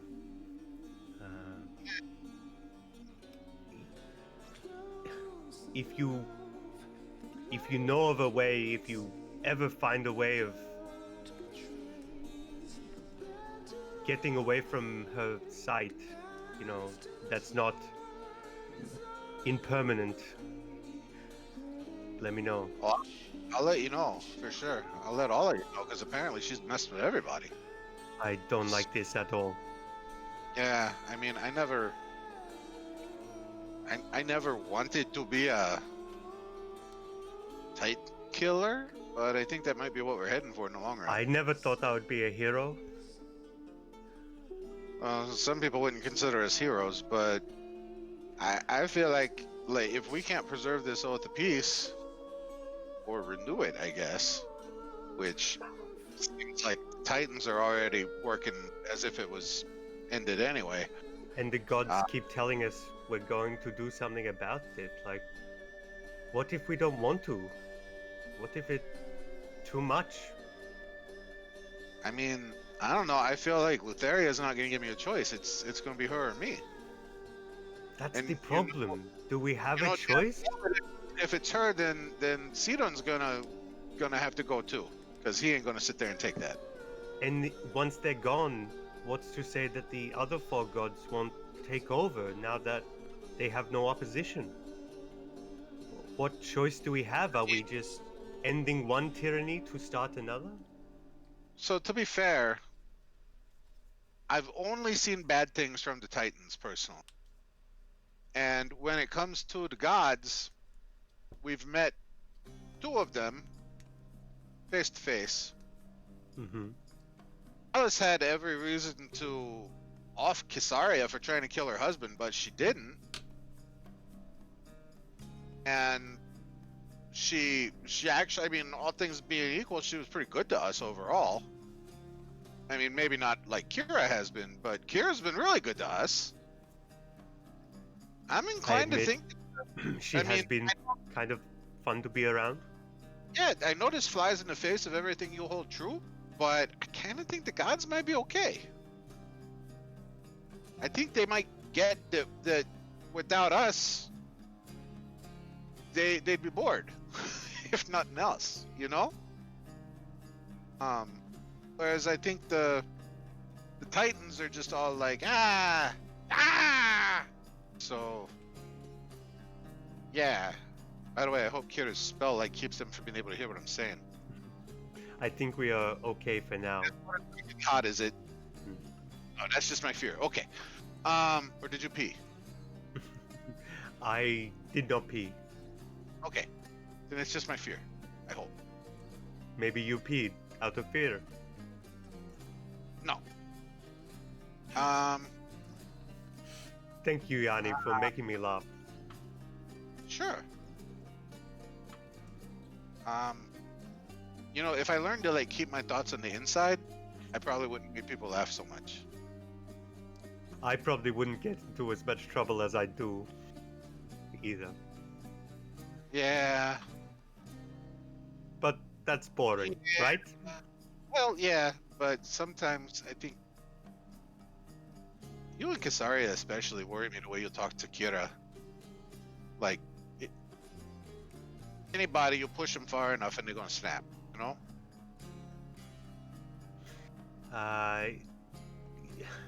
Yes, I think I am realizing how small I am compared to the gods. Whether or not they are true gods or not, we will maybe find out. But either way, what? they are. I'm nothing. Yeah, I mean, I guess it depends on how you define God, but whether they're really gods or not, they're definitely more powerful than we are. We seem to be nothing compared to them. What Oh, hope yeah. have? I mean, you know, I'll say it like it is, but I try to be nice about it when I can, you know? Good advice. I mean, for a long time I didn't have a way to fight back or defend myself, so I kind of had to, you know, be nice and run away. Those were my options. I never ran.